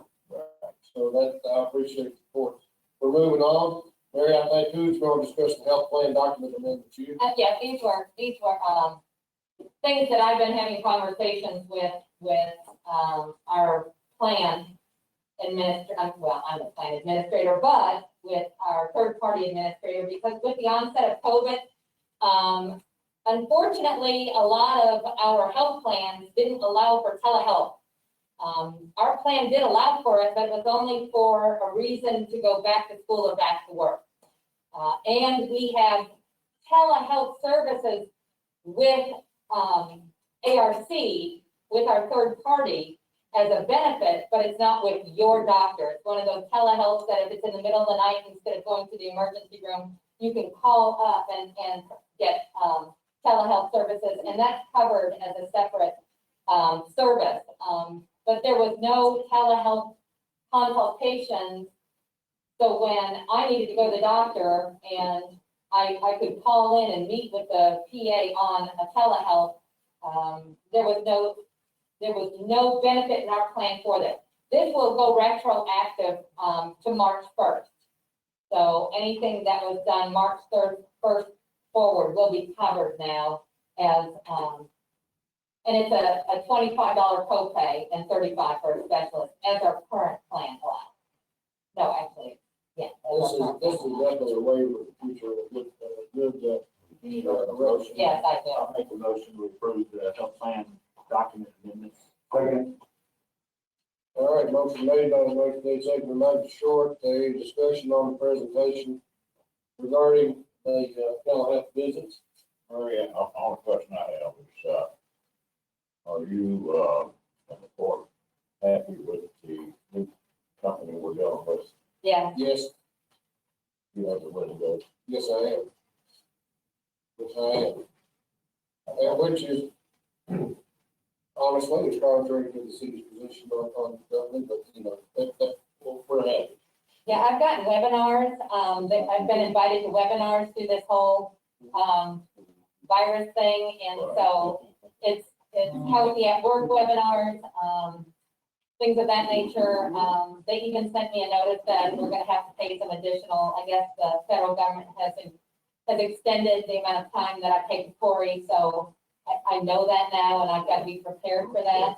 The other thing is that they help through this process as well, you know, so they keep in pretty good contact with us.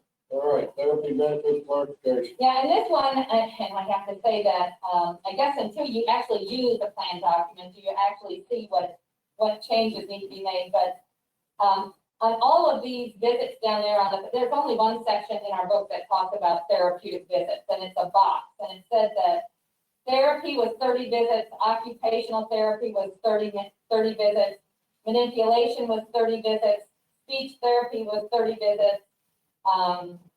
And then at the bottom it said that the visit limits are combined, those ones that had asterisks. That's confusing terminology in our opinion. Yeah, so what we did is we made it clear that there's a maximum for those, and they are combined, but the maximum is not 30, it's 60. So I wanted to clarify the document when you start reading it and understanding it. For a lay person, when you look up combined, it clearly states that you add those two together, and so this is a clarification of that plan benefit. So if I could get that taken care of as well. A motion?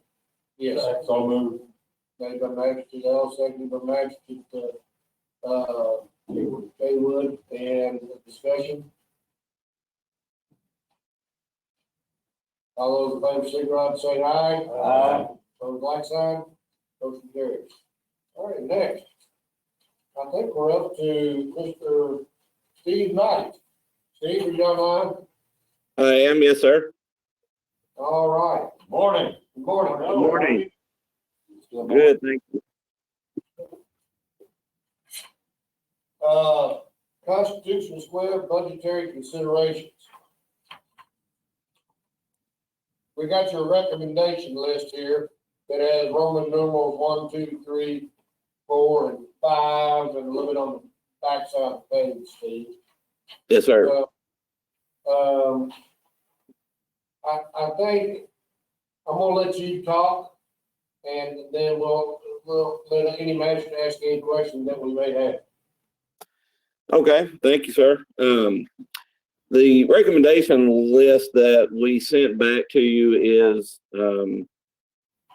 relatively non-specific, and I understand that. It's, we didn't really feel comfortable given the current situation and knowing the strains that were going to be on your all's budget to come back and request, a lot of funds, because, who knew what was going to happen and what's going to happen down the road. So we just came up with these recommendations because that's kind of what we felt like you all had tasked us to do on how we would like to see things move forward down at the park. But again, kept it kind of non-specific for that reason. But probably the most important thing, we had walked through and talked with Dwayne regarding the structures down there and repairs, and knowing again there's constraints on the budget. We fully support his plan to work on at least one of the roofs, start with one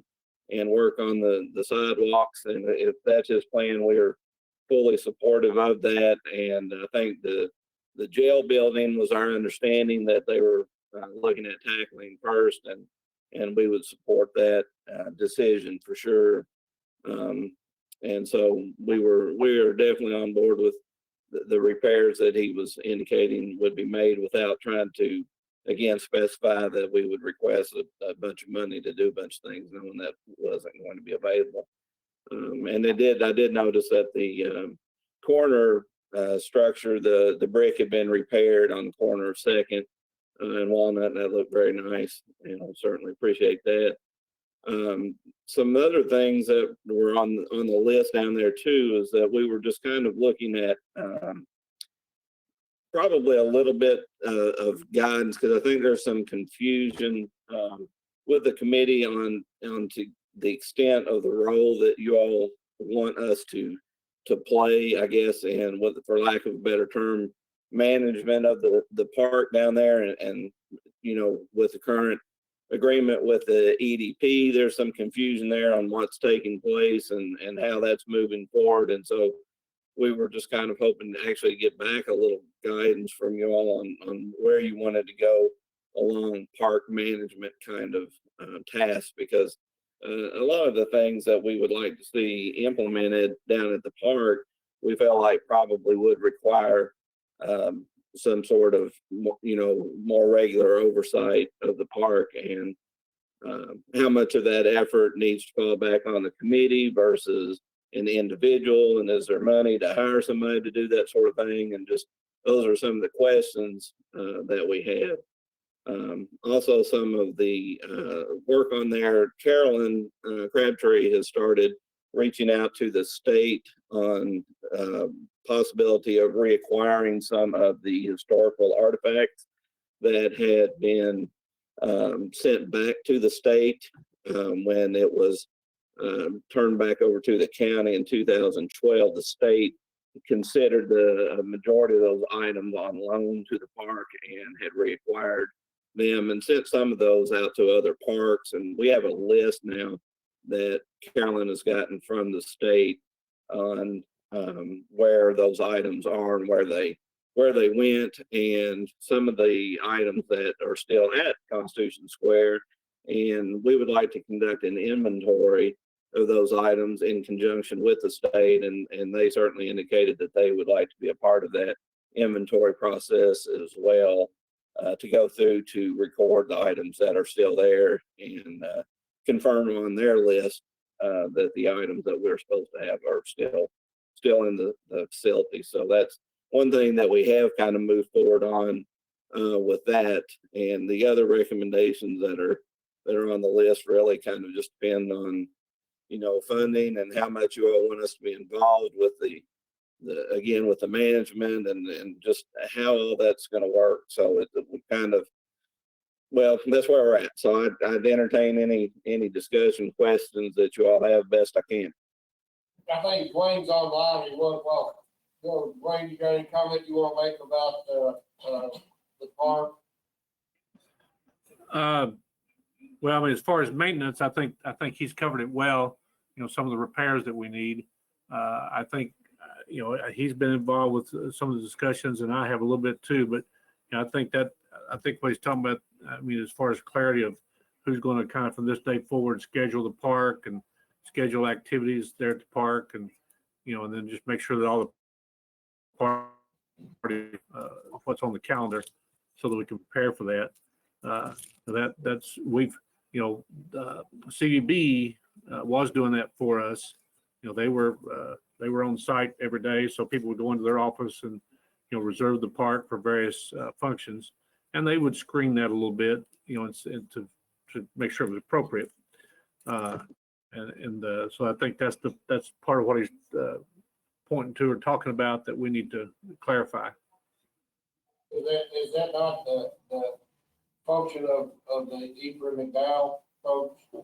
Yeah, I thought we'd already clarified that, and we're offsetting some expenses with the. They would pick up that. We pretty well taken care of that already. Yep. Well, can you pass that on to us? Can you pass that on to us? Well, to be honest with you, that was a conversation. I've had probably 3 or 4 conversations since we started this process back in January, and I've talked to Carolyn with the McDowell House, and I put them in touch with CVB because CVB was currently doing that. And I think you and I had this conversation that we needed to bring James into that loop, because once they started registering people or taking applications, then those people, if they're going to rent it for a weekend or for a picnic or for a wedding with a tent, then they needed to go to James, and James needed to be able to tell them where the tent was appropriate and what areas they were allowed to use. Mm-hmm. Do you remember that conversation? I do not. Oh, well, I'm sorry. it's all right. So it was all in that conversation with the CVB director, Jennifer, wanted to get James involved with Carol across the street and wanting his phone number or something like that. So that's when we had that conversation. Okay. That part has been handled and addressed. It just needs to be communicated better, it sounds like. Well, it was my understanding that the Ephraim McDowell House is shut down, and the CVB has laid off their staff, and Jennifer pulled back on her daily duties, the amount of time that she was working. And so it kind of, I don't know when all of that's going to start back up again. And So there was just questions in our mind on how that was being handled and who was gonna, take the lead on it. Carol works across the street in the actual McDowell house, and Carol, last time I talked to her, said that when everything opens up, that they still are gonna first go across the street with Carol and meet with her, and she's over there still today, every day. So, unfortunately, since nobody's working, I guess, on site at Constitution Square, maybe Carol's not able to have those conversations with them. But there is a plan, sorry. And Steve and. We probably need to schedule a conference call and go through that one more time, because apparently there is some confusion. We're just trying to work with whoever we need to work with, but apparently there's some confusion on their end as well. On the, Dwayne and Mary and Steve and everybody, on the budget, as far as our capital improvement request, that remind me, I mean, we short, less than 2 days ago, short.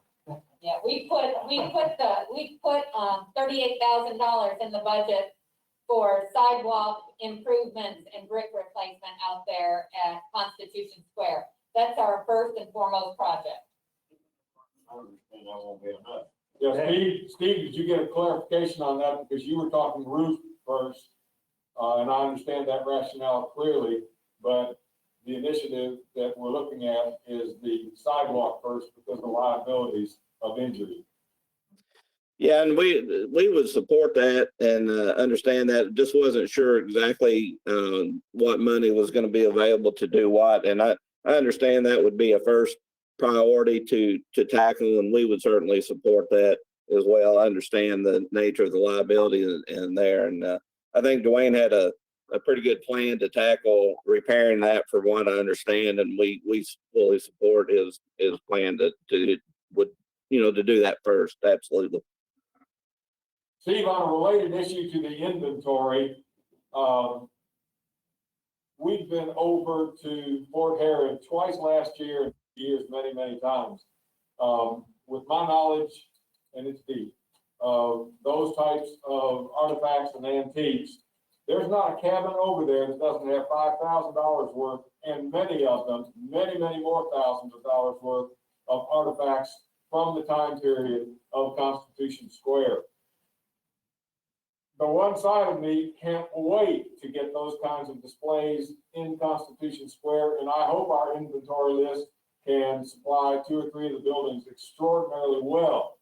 However, there is the security that would be required, the insurance costs that will be required, and it's a delicate balance to get that done when we won't have a 24-hour security system that would be 100% foolproof on the kinds of thefts that have taken place in museums all across the country in the last few years. So it's a dire need to make it a center where people understand what was going on 200 plus years ago. But by the same token, when we get that inventory in there, we'll have to find a way to secure it. We would agree, Tom. We have had that discussion as well, and certainly that is something that we would need to look at very closely, because you're absolutely right. Those items could walk off very easily, and we would need to certainly come up with a plan as we reacquire items and want to put them on display with appropriate interpretation. We certainly need to consider that as well, for sure. And it's essential we get them in there. It is, because that's the whole nature of having those buildings down there, is we need items in there to make that interpretation of the park and why those buildings are there and how they functioned and what it was originally all about. Without those items, it's just doesn't make a whole lot of sense. So. Steve and Tom, we really need to try to get a copy of that list the state has. We ran into some issues probably a couple of years ago. They sent a list to us of items that they were looking for that they said we had. We did not have those items. So I don't know, what they still have on their list that they think we have, but we need to, when we come up with that list, we need to go through all that really real close, because they for some reason show a lot of things that we they took away, we never saw, we never knew anything about, and we do not have. Dwayne, I actually have that list now. I will get that over to you. For sure, and we can go over that, and they are offering to come down and go do an inventory with us as well, and that might be something we want to take advantage of, where we can clear up a lot of those items that, you know, they think we have, but we don't have, and they got moved or removed, because they acknowledge that some of those have gone to places like William Whitley House, etc. Right. So, okay, great. I'll get that over to you. Thanks. Steve, yes, sir. this is Jason Cullen. One of the conceptual points of your group getting together was to make sure that we are paying homage to historical people that actually were around when that Constitution was signed or whatever. Where are you at with the idea of making sure the names of the buildings are accurate and I'd say even more appropriate? Has that been brought up? Has that been discussed? Have names been brought forward to make sure that building names are used and named appropriately? Yes, sir. We have had a discussion, and I think everyone is on board with we need to make name appropriate decisions on that for each of those buildings down there, and we have not come up with a list of exactly what those should be or what our recommendations are, but I think everyone on the committee is definitely on board with those names need to be decided upon and to change to make them more historically accurate. Yes, sir. And I'd like to see that done sooner rather than later, especially as I look into your list about, you know, having people come to the park or whatever. So the sooner we can kind of get this makeover started, I think that's kind of a low hanging fruit, simple one to get done. I say that, you know, but I understand that there's, you know, names that need to be submitted, but I'd really like to see that going forward. So may I ask next time, if we're gonna do something like that, Magistrate Cullen, should we beef up the budget to allow for that signage to be created? I know we have $9,000 and we're gonna use 25 earmarked for flowers for the spring of 2021. But there was funds available in that area. Do you think that that would be ample with maybe anything else that may come up unexpectedly? How much amount are we talking about? What amount? Oh, I don't know what signage would, I don't know what we envision for signage. If you were to erect it next fiscal year for those facilities, if you're naming them. That was just my only question that I had. Historic plaques all across the county on some of the historic properties that are 200 plus years old. Actually, some of them are over 100 years old. Those brass plaques themselves only cost about $200 to $250 each, which was a stunning revelation for me. And they're permanent. They're absolutely spectacular. They're in keeping with all that the Heritage Council and others would want on those types of buildings. And if we're going to do it, I hope we do it well. And, you know, $250 times 10 buildings with what we could get printed on those. There's already signage out But not on each building. there. Well, Well, there's signs out front of them. I didn't think we were putting them on all the buildings. I thought Not all the buildings, no. I thought they were signage like what we have out there right now. This Right. building is this called this. Dwayne, can you give us an idea of what it would cost to correctly rename those signs? What was the last cost, Dwayne? Was it, You can report back later. well, Mary's recommendation is a budget consideration for. We can do it for second reading. It's just something I think we need to think about. It's not in the budget, but if we're talking about signage, maybe we need to just put, you know, maybe $5,000 extra and earmark it for signage. If I'm not mistaken, Dwayne, if you're still on, I think what we are talking about conceivably making alterations to that 5,000 would probably get real close to covering any expenses on it. I think so. I'm having a little trouble hearing you, so you see me leaning in, but I apologize for that, but I think that'd be good. I would also like to jump in, and since you're talking about the signage, and respectfully request that you all make a recommendation or whatever that you need to do to get some sort of appropriate signage for the farmers market, because that just kind of clashes with the sign that's up down there currently and has been up, just really kind of clashes with the whole nature of the park, in my opinion. Well, my understanding, when that sign was, when we bought that new sign, it was put there so that many banners could be made for it. And I guess the farmers market did not remake their sign as per what they were going to do or what we were told by CBB. So The banner's supposed to hang on that sign. it's hanging on there, but it's kind of wrapped around. It's not. Well, They just needed it. Different dimensions, right?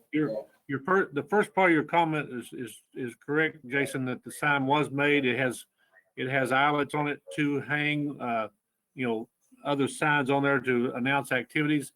The farmers market has been made aware, that we need to be using that sign. And they're supposed to be in the process of making a new banner that will fit more properly. Currently, we just took the old banner and hung it there, and we had, it's too long, so we had to wrap it around the poles. So what you're seeing is true. It looks, it doesn't look real neat, but they are supposed to be in the process of getting a new banner of the proper size made. Thank you. All right, Now, if we would prefer that somebody spend more money and make it a signed board rather than a banner, we need to let people know that. There's really no policy or any direction given, just that it needs to fit that sign. I think it just has to look nice in there. I don't know if a plaque is required, but. Okay. I think if it were made to fit the area, the area better it would look a lot better. I do too. I appreciate the recommendation by the treasurer consideration.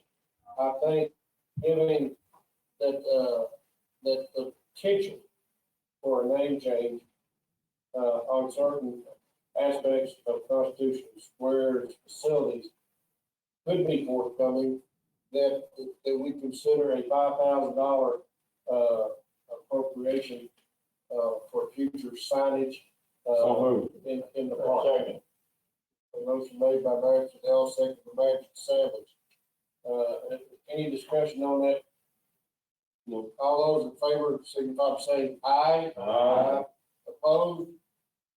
Like, motion carries. Duly noted. I think if the committee has the opportunity to meet, before too long, we're learning how we can meet properly and what have you, but if they're able to meet and just begin to discuss that, we can pursue, looking into the type of signs, and we may need to get back with Janet Hamner or something if we want to match the type of sign that's already on the grounds, because that's where those signs are. She got those signs made for us through somebody. We just have to decide what we want there. Well, I definitely would be open to make sure that's a request for proposal. We let many people look at bidding on those signs. We have several vendors in town that we'd like to have on that potential bidder list. Okay, we're straying from the agenda, sports fans, so to re-engage, to re-engage, okay, is that, I'm okay with it. Is there anything else on Constitution Square, Wayne or Steve? I guess the only thing that I wanted to bring out is because the committee has had several discussions about it, and they seem to feel fairly strongly about it, was under item 5 revenue, the letter A section, is that they feel like that the current use of the office space down there is an expense when it could potentially at some point turn into, or should be, more on the revenue side. And whatever that might look like going down the road, I don't know, but I just wanted to point that out just because they do seem to feel fairly strongly about wanting to be able to turn that into more of a revenue generating asset for the county as opposed to its current expense. I could not agree more, Steve, and I appreciate their thought process on that. I also greatly appreciate everybody that's volunteering to serve on this important piece of our county. So please let everyone know that we greatly appreciate them. Absolutely. Thank you all. Appreciate it. You have a good day. Thank You you, too. Wayne. All right, next on our agenda is EMA to remove surplus hazmat portable weather station. We got the discussion on that. Where's Mike at? Mike? Water? No, I don't. Maybe we just vote on Mike Walter's on here. It's Mike. He's online. Mike, you online? I'm on here, Judge, yes. Okay. All right, talk to us about, removing the surplus hazmat portable weather station. This is an item that's been on my inventory for years. I've never been able to find it, very honestly. Made several opportunities to look for it, and I can't ever find it. Well, it showed up about 2 weeks ago. It was actually down at the Perryville City Fire Department. It was taken down there before my time, which has been almost 8 years ago. I was not aware of it. No one made me mention that, where it was, what we needed to do with it. But long story short, they found it. They didn't know where it was either. They had lost it. They found it when they were cleaning out. I got looking at I have no idea. I've never seen it before. I don't even know what a hazmat weather station is, to be very honest with you. But it was bought in 2004 for a cost of $4,000. And in 2016, the book value was $1,423. Well, talking to Chief Young at the fire department down there, they've tried to get it fixed. The power supply was bad, which had to be rebought. They haven't purchased it yet. It was a $1,300 charge. Plus, there was going to have to be updated software bought to make the equipment work. So all that being said, it was actually going to take much more to fix it than it's worth. And I very honestly don't even know when it would be used, to be honest with you. So that's the recommendation, that we just take that off the inventory. And what would be your perceived method of disposing hazmat portable weather station? Whichever way they choose to do it, it doesn't serve any purpose. If you put it in the dumpster, it'd be fine with me, I guess. What is the hazmat aspect of what we're talking about? I'm sorry, I didn't hear you. What is the hazmat aspect of what we're talking about? What is it? What is the hazmat? What's the danger to it? I'm having trouble hearing you anyway. It's a portable.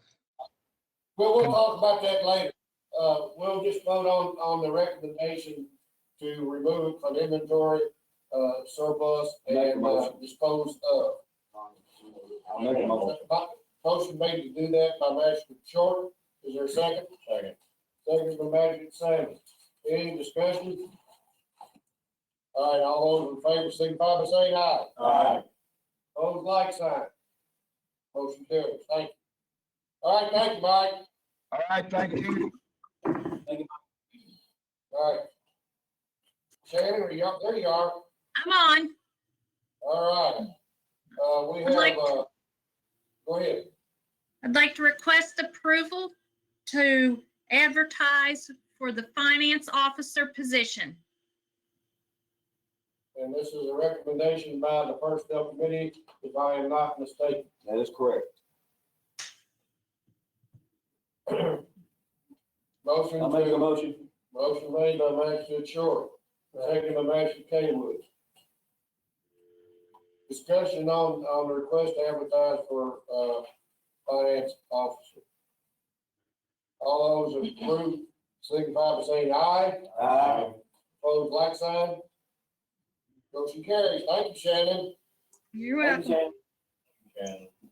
And Have a good day. You too. All right. Now, come up with Jody Lassiter. Jody, are you on? I am on. Thank you, Judge, and thank you, Court. Let me first say thanks to all of you for your support during these difficult times. It'll help us to continue to serve our clients and constituents throughout the county. All right, appreciate that, Jody.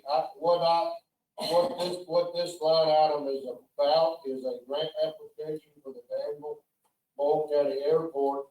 And what Jody's online about is so he can answer non-specific, I guess, general questions about the process of what the application for the county to support, to endorse, making an application for an economic development administration grant to make some improvements at the airport, Danville Boyle County Airport. Is that correct? Yes, sir. During the course of the time that we've been advising businesses large and small over the last 2 months about federal relief programs that have been made available, loan and grant programs, we were contacted about the U.S. Economic Development Administration's grant program, which received an additional $1.75 billion from Congress through the CARES Act. This is an existing funding program for public works as well as for economic adjustment assistance that has been in operation for many years and which I have worked over the past several years. However, this is a huge new appropriation specifically to help communities recover from the COVID-19 pandemic. So this will not be a loan program that will have difficulties in rolling out because SBA or Treasury is putting most of the responsibility on lenders. There's already an existing process, so this money can move very, very quickly. And of course, this is almost $2 billion that's being intended to spread across the United States to help communities recover economically from the situation. I wanted to make the fiscal court and Judge Hunt aware that this would be an ideal opportunity to finally get some critical mass and momentum to move forward on planning and infrastructure and expansion opportunities at the Danville Boyle County Airport, Stewart Powell Field, for some intended growth for which we could position ourselves not only for industrial development, but for other means of development at the airport, because it's a critical key and door to our community that we're already seeing for several years, a great level of corporate jet traffic and in-time inventory delivery and others coming into our community. So the airport has always been a key part of our economic development strategy. The problem has been in the work group that's been discussing these things for well over a year, is how can we access the right level of funding to do the necessary planning and potentially acquisition and or construction to expand the airport's capabilities so that we can only continue to grow it to be really a secondary alternative option to Bluegrass Field. So the potential applicant would be the Danville Boyle County Airport Board, but wanted to bring this forward in consultation with the judge and Mary to the fiscal court today, that you may well need to be a supporting entity by way of a letter of support. If we have the option to increase the attractiveness of this grant application, with Boyle County being a co-applicant, that will be considered. But at present, I don't foresee that being a need. But we would certainly need to get letters of support, not only from the court, but from the city commission, from local governments in Lincoln County, from the EDP, from the Lincoln County Industrial Development Authority, from many others that see the need and the opportunity at the airport. So I just wanted to make a brief report to you and answer any questions about this EDA funding. And I've been able to pair the judge and Mary with Bob Hunter for some initial round of discussion. Bob is a retired director of Kentucky's EDA office with whom I worked when I was commissioner for the Department for Local Government. He is probably the expert in Kentucky on EDA funding and can help us structure this project to be as sexy as it can to be funded out of the Atlanta Regional Office. Go ahead, Jody. Jody, you answered one of my questions, which getting the support from our other local entities, including Lincoln County and hopefully Junction City and et cetera, so that's great. Are there any other projects that you're aware of in the area that are being applied for, and does that hurt us or help us, or what happens if we have multiple projects within our area applying for this money? Yes, sir. For full disclosure, right off the bat, the city of Danville opted to pursue this funding to initiate some of the infrastructure and expansions that are needed at the wastewater treatment plant, which obviously serves a large area of Boyle County in addition to the city. In our role as reference desk, we're providing the data to help underscore that grant. It has to show that it's going to impact jobs prior to, during, and after the COVID pandemic. And so we're providing that data.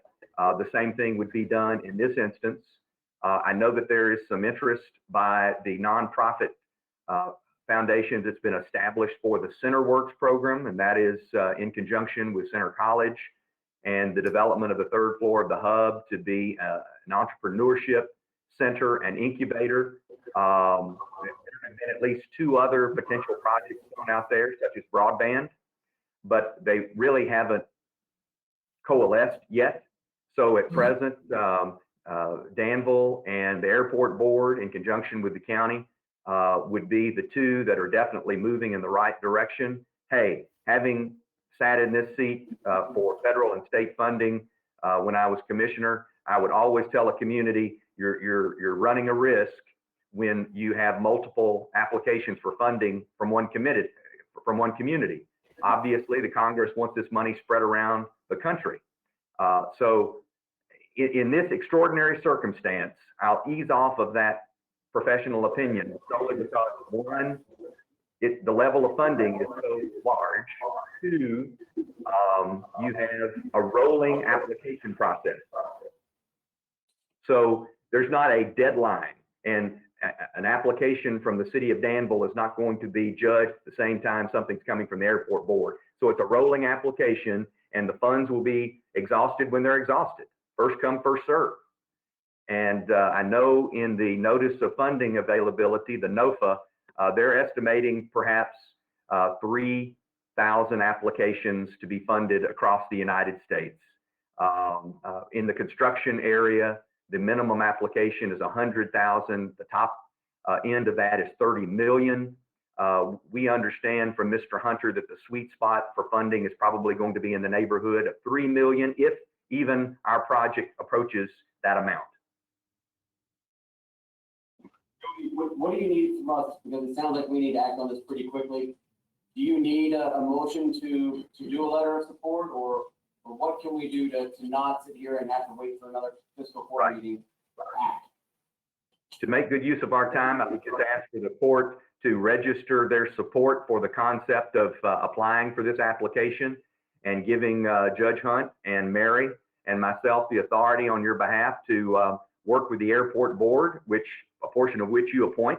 So that's a joint city-county board, and to work with them and to secure your letter of support and get this moving down the pike, because I can guarantee from talking to others, other communities in Kentucky and around the nation are ramping up to get their applications in ASAP. So I don't want us to be late to the game.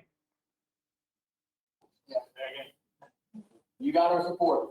Motion made by Magistrate Caywood, second by Magistrate Gay to allow the judge and the economic development, Jody and Mary, to collectively push forward the value of the application for the airport economic development projects, and we'll leave it at that for right now. Is that answer the mail to the court And then probably put grant in there somewhere. for the economic development grant pursued by the, Danville Boyle County Airport Board? All right. Jody, I know that many flew in last year from the American Battlefield Trust. Would a letter from them also be helpful? I would think any potential user would be helpful because there are potential growth opportunities and we want to have those growth opportunities to share letters of support. This will be a very broad-based grant application for those who have the opportunity to weigh in and say, this is needed, and we could, expand our potential utilization of Stewart Powell Field in the future, whether it's the ABC or others. So absolutely. Are you getting are you in contact with EKU and are we getting letters of support from them? Yes, I won't go into details on that because I treat it just like any project, but absolutely that's going to be a critical part. So, let's move on with the vote, but, my vision is that, we will draft a letter on behalf of the court that indicating our support. And this is a starting point, and I guess I'll leave it at that, okay? But, this could be great for our entire county. And, The judge is the quarterback and I'm his special teams. with that being said, is there any more discussion on the motion? All those in favor, signify by saying aye. Aye. Opposed, like sign, motion carries. Thank y'all. Thank you. Thank you, Jody. Thanks, Jody. Appreciate it. All right, looks like Miss Mary is up. So I'm just submitting, for, I guess, acknowledgement that the quarterly report for the county was submitted to Frankfurt and, the appropriate documents reported to the fiscal court for review. Just need to acknowledge receipt of that. Yes, please, Motion acknowledging receipt. might as well. Okay, they have a motion acknowledging receipt of the July 1, 2019, March 31 financial statement of March 31, 2020, financial statement acknowledged receipt. Motion been made. Is there a second? Second. Second by Magistrate Short, second motion been made by Magistrate Gay. Discussion. All those in favor, signify by saying aye. Aye. Opposed, like sign. That motion carries. All right, Mary, we're talking about the first reading, and, Well, I guess technically we can do a first reading and I don't have the final numbers in front of me, and I apologize for that. It seems like we've kind of, pushed together some meetings, so some of the pertinent information, well, I gotta do computations and negative reserves and, so. But what we do have is we have the budget as it was circulated. Now, I have to say something because, as everybody has learned for 100 years, that this treasurer is full disclosure, and when I make a mistake, I am going to admit it, and I have to do that in front of everybody here. I don't hide anything. But one of the things that I need to talk about, and I put together the budget performance classification, which is a document that I took from the spreadsheet that the fiscal court members work from, which is a much easier document to understand than the document that goes to Frankfurt. So it has been put in final form for the first reading, but the numbers are exactly the same except for I adjusted the EMS revenue down, and I adjusted it down by almost $500,000. Because when we did their budget workshop, and I looked at some numbers, where I was in life, I didn't look at them correctly, and I'm going to make that admission, and I apologize for that. But I adjusted the revenue down, which affected, the transfers in from the general fund into EMS. But all in all, with the changes, that were made, our reserve for transfer is still sitting at around $2.3 million at the end of the 2021 budget, which is a good place to be because we never spend 100% of our budget. So, I apologize that the change that has been made in this budget. But one change we do need to talk about going forward. This budget performance classification includes the EMS of $560,000, but it does not include the changes that we made today, but those changes are on record for the appropriations that were decreased in the amount of what, $200,000, did you say? Yeah, approximately. So, that'll help. The only other thing that I need the fiscal court to consider for the second reading, as I was going through this and typing things up yesterday, is that we are, I believe, still taking animals to Tri-K landfill.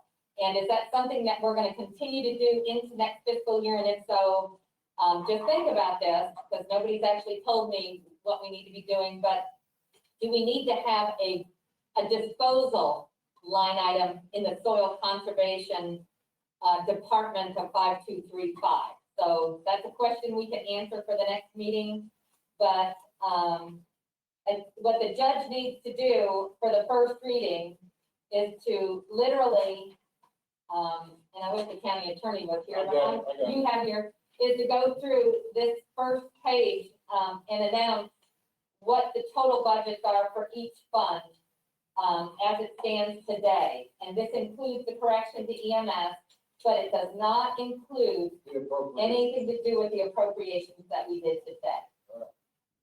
I'm gonna read the statements, summary and analysis of appropriations.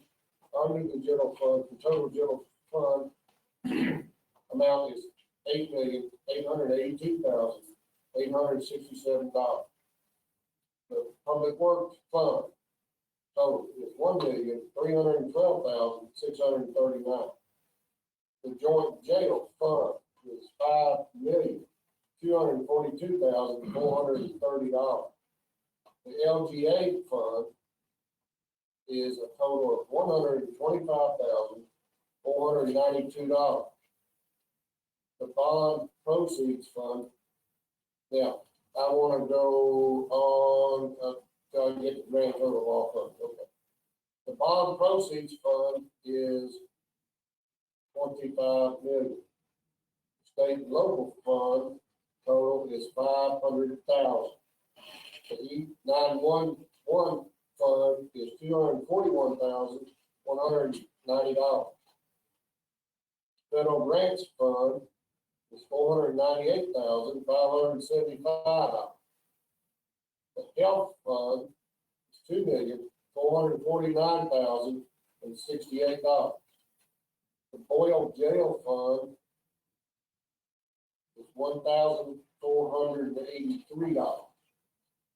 The EMS fund, the EMS fund is $2,784,600 for a grand total of $47,038,344.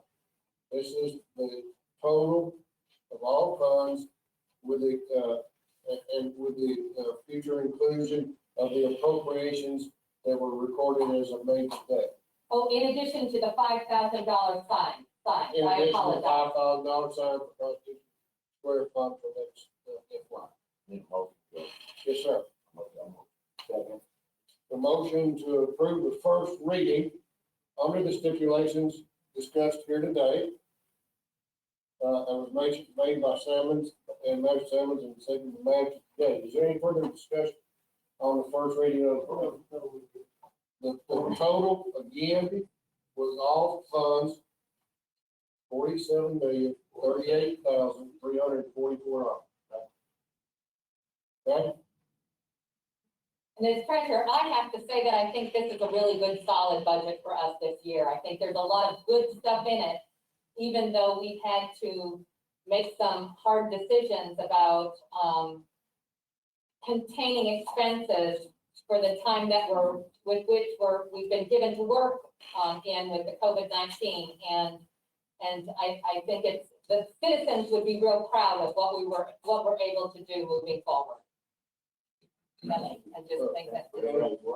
Yeah, absolutely.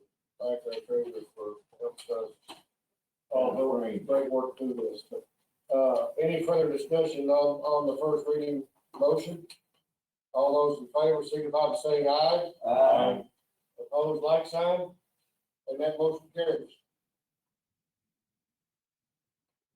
Which one are we looking at there? So along with the budget submission to the Department for Local Government, as the fiscal court knows, there are certain expenses that his office is allowed to pay in between fiscal court meetings, and once they're paid, are required to be submitted to the fiscal court members at the following meeting. And those clearly are payroll, and then the insurance. That is a monthly requirement to pay, and sometimes those bills don't always come due when it's convenient for fiscal court. In addition to that, there's utilities that have to be paid, and then there's a couple at the end that I'll talk about. We circulated this to you first thing this morning, and the first one you have is for payroll, and it includes the salary line items in your budget, the Social Security match line items in your budget, and the retirement match line items in your budget. And there's 3 pages of that needs to be approved, and that's the payroll standing order. Yeah. The next one is, I think altogether would be just fine. I don't know, unless somebody has an absolute adverse opinion about one or another. The next one that I have is for workers' compensation. Those 2 bills, liability and workers' compensation, come in at the same time in June. And there was a year where the liability is prioritized and then workers' comp, and usually it's the treasurer that has to break those bills down. So I put workers' comp on a standing order in case that doesn't get done before the last fiscal court meeting of the year. So there's that one. And then in addition to that, the third one is the billing for life insurance, health insurance, dental insurance, and administrative payments that pay the third-party administrator for certain health benefits to be paid as requested. Health insurance is that. And then the next one is utilities. And the utilities are for the general fund, public works fund, the joint jail, and EMS. And the next one is for debt service payments. So if in fact something happens, and which they've never been actually paid as a standing order, my goal is to always present these to the fiscal court before they're actually dispersed. I mean, that's first and foremost my preference. But I did do, in case something happens, debt service payments have to be made, and they have to be made timely, because debt service payments, especially for bond issues, can affect your overall rating if you are habitually late, even once or twice late. So that's kind of another one of my pet peeves. And the last one I've done here is an annual standing order for grants. One of them is possibly an economic development bond grant, and this one is not for the one that Jody just talked about. We are still carrying a bond grant for Corning Incorporated. That still has not, it's still on the active list. It has not been taken off the active list, but that's what that $500,000 is. So it would come to us, and then we would disperse those funds directly. And the other one is a battlefield land acquisition. As you know, we've got another one that's going to be coming through at the end of July that will be closing on property for the battlefield. So I put that on. And those have been approved in the past, but the Department for Local Government has to approve these reoccurring expenses, but right along with our budget. So that's why they're being presented to the fiscal court now, so we can send those along with the first reading, with the changes, obviously, and some supporting budgetary information about tax rates, et cetera, to to the Department for Local Government, the state local finance officer. I'll make the motion, we approve the standing order, pre-approved recurring expenses. Okay, motion made to approve the annual standing orders, pre-approve certain recurring expenses, made by Magistrate, second by Magistrate Sammons. Discussion. Each one of these are required to vote for and against, but we still do it by voice vote. So, if there's no further discussion, I entertain a motion for approval of the motion.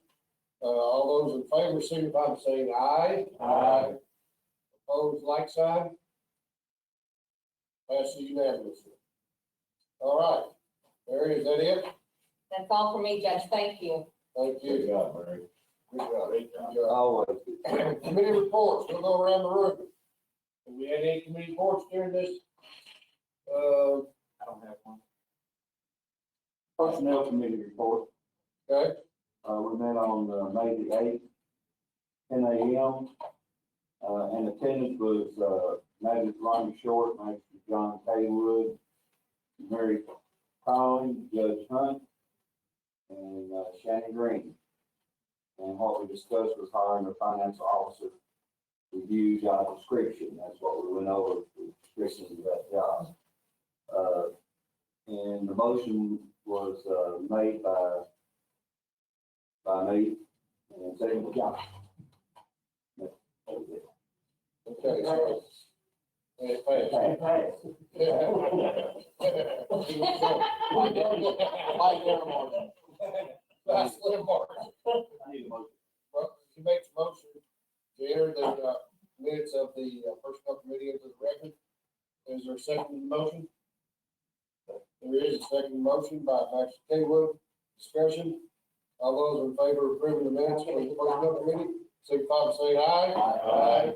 Opposed, like sign. Next committee. Okay, go ahead. Public Works met on May 11th, 8 in the morning.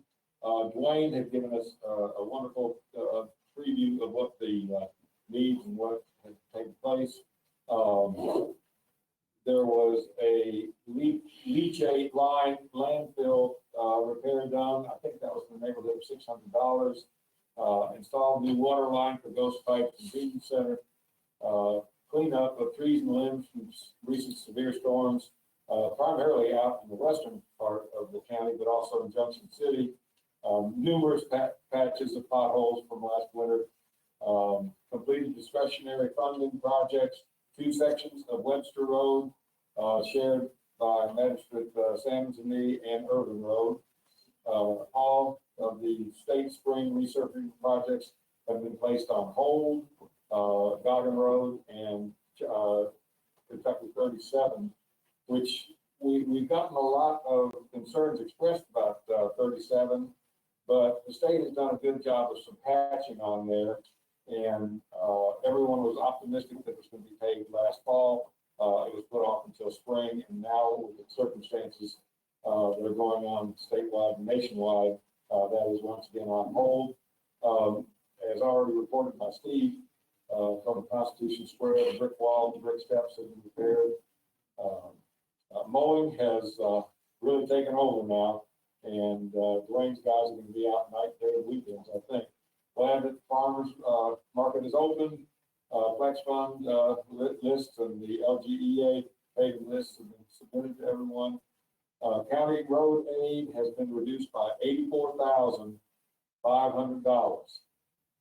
And that really constitutes the complete report. I move for acceptance. Motion made to approve the public works report, committee report, made by Mandel, second by Magistrate Cullen. Discussion. All those in favor, signify by saying aye. Aye. Opposed, like sign. Motion carries. Next committee report. Boyle EMS, met on 5/12. Present were Director Rogers, myself, and John Caywood. They had some new hires, full-time hire, EMT, and part-time hire, EMS, no, paramedic. Really, actually, there's 2 part-time hires. And Mary, did you already get the dates for that? I think so. Did we talk about these already for the hires? Did you already get the date? I believe Yes, so. they were at the last meeting. Yes. Want to make sure, okay. So we had a couple new hires. We also discussed Select Medical, which has recently gone into Ephraim. Still working on the contract with Select, but they are here and have taken Ephraim. We need more work on contracts to make sure Boyle County is protected, and we appreciate Director Robert's diligence. Zoll monitor, we found out that $83,000 can be spent on the monitor. Most of the money is from the CARES and can only be applied for items like this. Financing of 0% is available. We talked about that as possibly an option. Need is required by the FDA. Each unit is about $38,000. For personnel issues, we have 2 employees out on FMLA and 1 on workers' comp. And that's all I have for that report. All right, we make a motion to approve the minutes of I would love to make the motion. That was seconded by Caywood. Just for the record, before we vote, I would like to make note that I was present at that meeting, although not mentioned by name in the report. So, He was there in school. and body too. You sure you get paid for that? Any discussion? There weren't cinnamon rolls, so I don't know who's there. All those in favor, signify by saying aye. Aye. Opposed, like sign, motion carries. You will forward, Magistrate Cullen, you will forward that to me. I actually sent it to Ann to print, and then, we'll have it in our box. Thank you. All right, any more report, committee reports? All right, then there being none, we move on, to new business. We'll go around the room, starting on my left, Magistrate Sammons.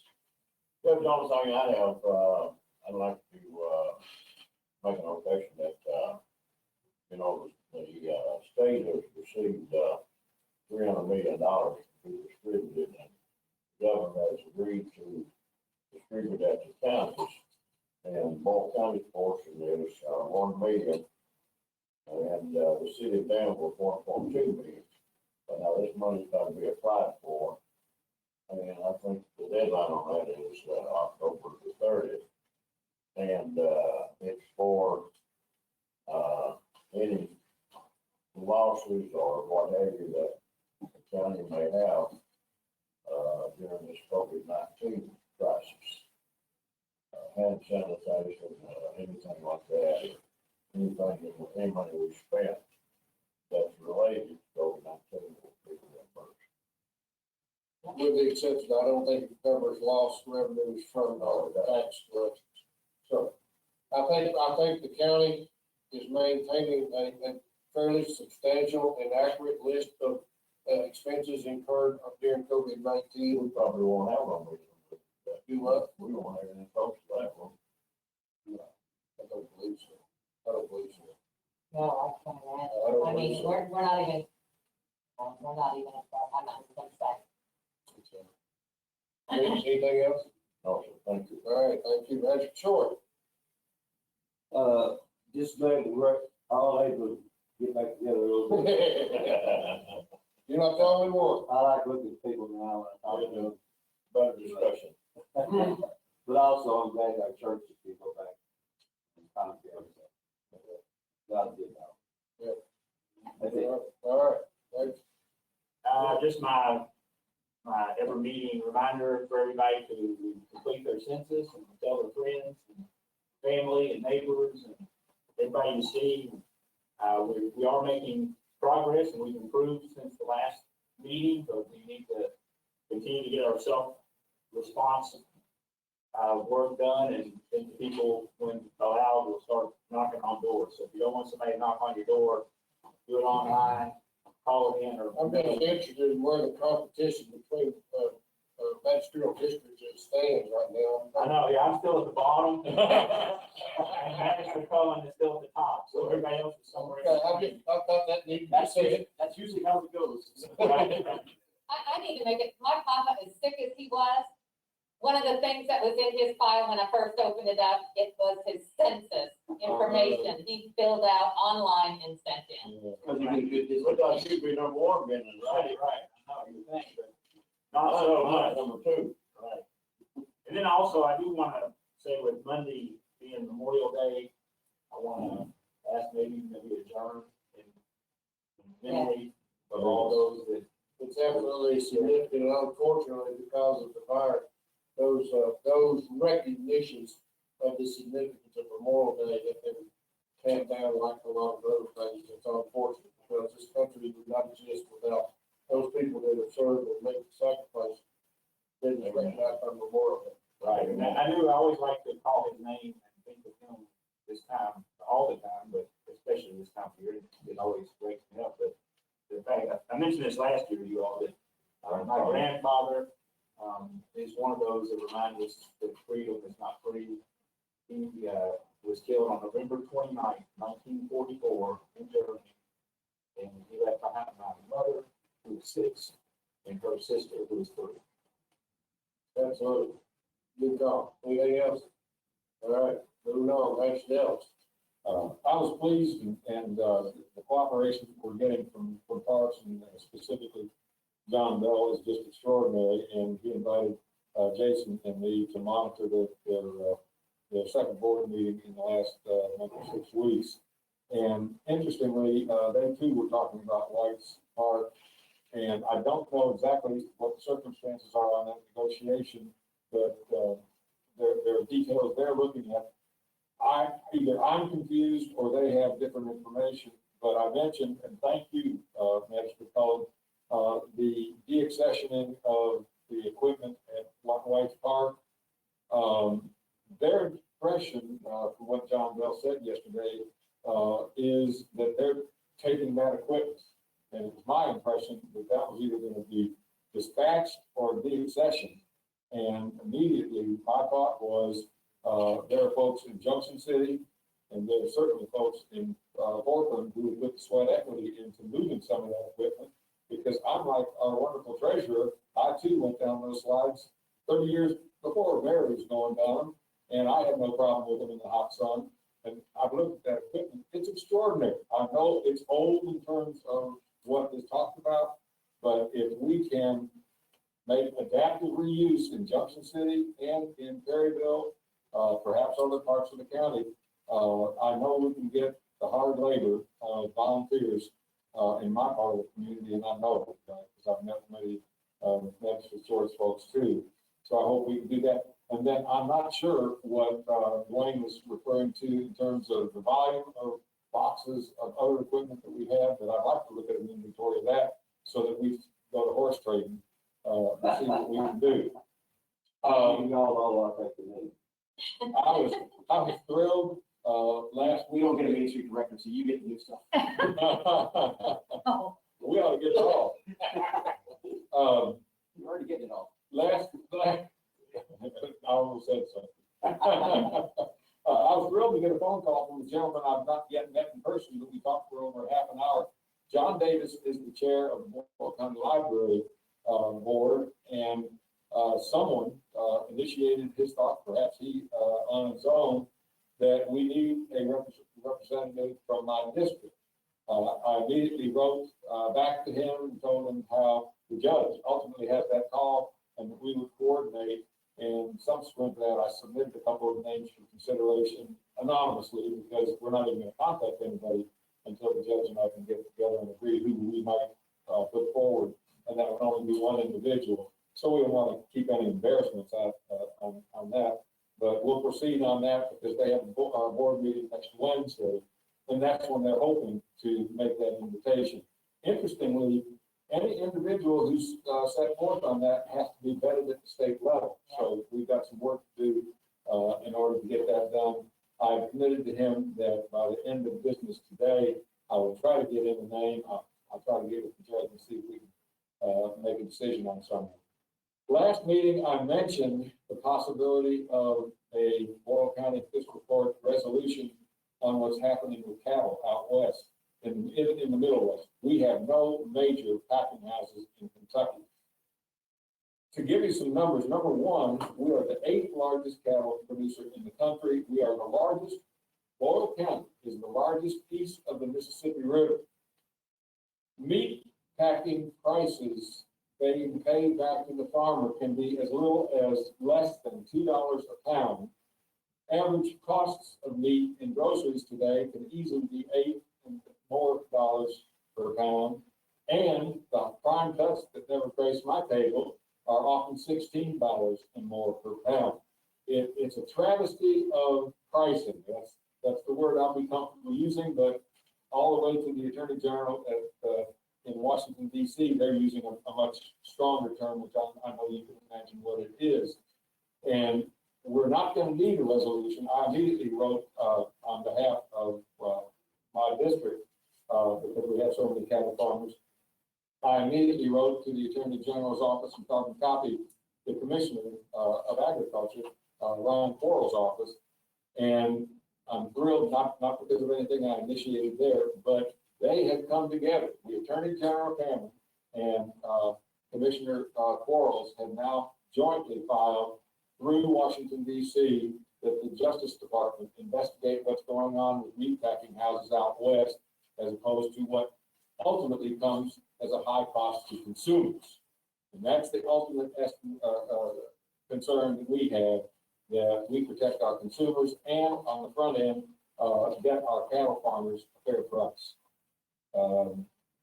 And lastly, I want to talk with you guys about the possibility of getting on the radio stations urgently about the census. And I know we might get one opportunity right away. So I think anything we can do, any of us speaking on behalf of the whole county on census, it means so much immediately to us as revenue and for representation in Washington, D.C. I lived through it 30-some years ago when we lost our 7th member of Congress. So we have got to get those numbers up.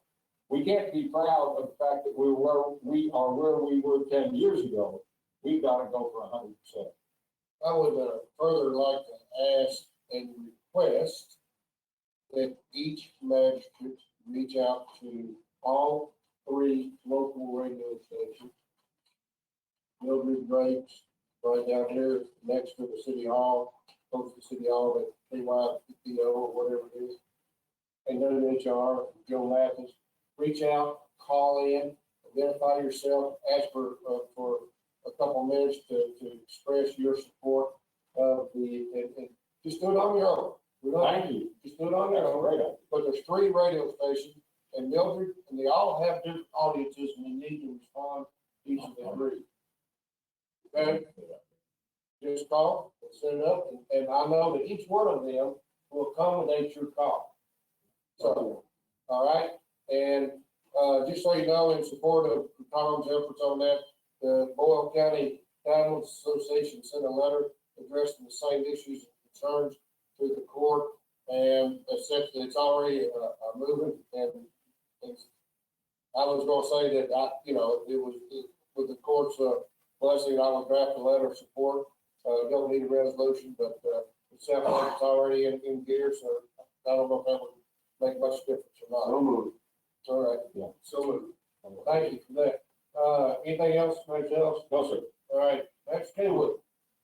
I want to follow up on something that Jamey brought up. Due to the fact I've had more time and restricted a whole lot more, like, I've had the opportunity to watch some of the old war movies and some of the documentaries done on World War I and II, and I'm going to tell you what you see is absolutely amazing. So this Memorial Day, you think of those, what they went through, and what their life was like, not only for them, but for families and homes. It's amazing. Absolutely incredible. So this Memorial Day, make it special. People in the heart. Absolutely. John, I judge one of you may know. I've been reading, or I've read just recently, a book where this family had 3 sons, and all 3 sons were in World War II. I thought they'd only send one if you had. I thought only one son at a time could go from a family. I think that happened after World War II. I'm sorry. I think those changes were made after World War II. The four brothers were on the same ship. You know, these three brothers were in World War II, and only one of them got back. But that all changed at the end of World War II. Oh, really? Yeah. Yeah, you can volunteer, go and volunteer and sign up. Okay. The other thing I had, the other question I have is, maybe Ellis make a comment that the meat on his table averaged $16. I said that never graced my table. Choice. We're gonna come all in. Just the other thing, we're gonna get back to the administrative code. I would like to ask you to review If that. we do that, that would be on the agenda after we get the budget cleared and And DOT. So, keep that, I think I'll do that. That's for last, got I'm gonna go last. it. Well, that's what I said. That's what I said. All right, we had a quick meeting with Sheriff this morning, and he brought up something that he would like us to consider. It looks like district court is not going to be allowing bags into the building when they start meeting again, due to just concerns about extra stuff and what can be brought in.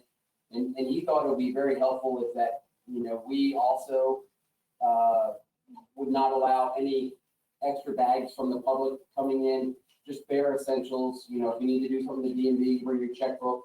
But they don't want security having to go through bags, reaching in bags, and the gloves can only protect so far, and then it get on arms and stuff like that. And so we're all using reusable masks, a lot of us, and those masks are going in there, whatever. So it might be a consideration where we do not allow bags in coordination with the courts up here for now. What is the definition of a bag? Is it a purse? Of what size, dimensions? I would ask that you refer back to the sheriff on that one. I was hoping he was going to be here, but he's not. So let's get with the sheriff and see. That'd be a purse. Yeah. It's gonna be difficult, but they are frustrated because some of the bags that people carry to come into this building are full Oh, of yeah. underwear, well, Women's that are on women's it. bags anymore have gotten to be ridiculous. But here's the problem. When someone comes through that front gate, they're gonna have to say, are you here for DMV or are you here for court? If you're here for court, then you can't bring that bag in. And then you have to monitor and make sure that person is actually going to DMV and not actually going to court. And see, if you go to the clerk's office, you can bring your title stuff in a wallet. Yeah. I mean, you can, and a lot of people put their credit cards and stuff in their phone now. So I think if you eliminated purses, it wouldn't be a big deal to me, but then not everybody. So, I mean, it's temporarily, in yeah, conjunction just with going into the your court. business and coming back out. If you have your wallet, your ID Well, is in your wallet. some sports venues have eliminated any bags over the size of 12 inches. No bag allowed at all. Oh, You got can- that. No, I would say, that's big. You can still bring a lot in. I would say eliminate the bag, but let's work with sheriff, and see what the district court is saying, and follow their guidelines for this. All right. Yeah, I mean, it may be clear back, because a lot of the venues I go to, they require. Well, And who? and related to it, door handles, and I think we need to stand just inside each door with hand sanitizer, because they're saying any door handle, anywhere. When you get gas, I always use a wipe before I do it. Yeah. But we don't have, hand sanitizer inside either of our main access doors right now. Well, there's one by the employee entrance, right there where the old, telephone used to be. Yeah. I missed it. Yeah. It's always been. Anything else? Oh, yeah. Okay. Oh, yeah. Garden Club, 85 years, that's fantastic, and I appreciate them going and helping with Constitution Square. I think that sets a great example for the FFA program. And with that collaboration, maybe we'll have that Garden Club go even more than 85 years with some of these new people that are being allowed to plant flowers, or grow the flowers that are being planted when they're not able to do it. General, thank you very much for Goggin Road. It's being paved as we speak. It looks beautiful. I don't have to go to the chiropractor today because a good portion of it was fixed, so thank you for fighting for that. Should be the rest of it done by the end of this week. I think so, and they're moving on it, and I appreciate it very much, and I know everyone that lives in that area and uses that road appreciates My it. sister thinks you could. Yes, yes. So, and I want to say thank you to all of our first responders. all of our teachers, everybody that basically had to go through this whole COVID thing. And it's very stressful. I mean, even some of my workers really just, had a lot of anxiety coming to work, not knowing what they're facing. Talk about different like door handles, we're handling money and credit cards all the time, and we're constantly washing our hands. And I know that the first responders, police, teachers doing an excellent job engaging with the kids, being creative while they're having to go through their NTI packets, whatever, especially all of the parents that had to stay home. Thank you very much. And just the community in general. And then last, I'm very saddened that we will not have the Memorial Day celebration. Although while we're not celebrating it in public, like what was said, make sure we're celebrating it, with our families and making sure our kids, grandkids, whoever, understand the sacrifices that are made. I am completely honored to sit in here with 3 veterans that I admire greatly, and I appreciate the freedoms that they laid before me.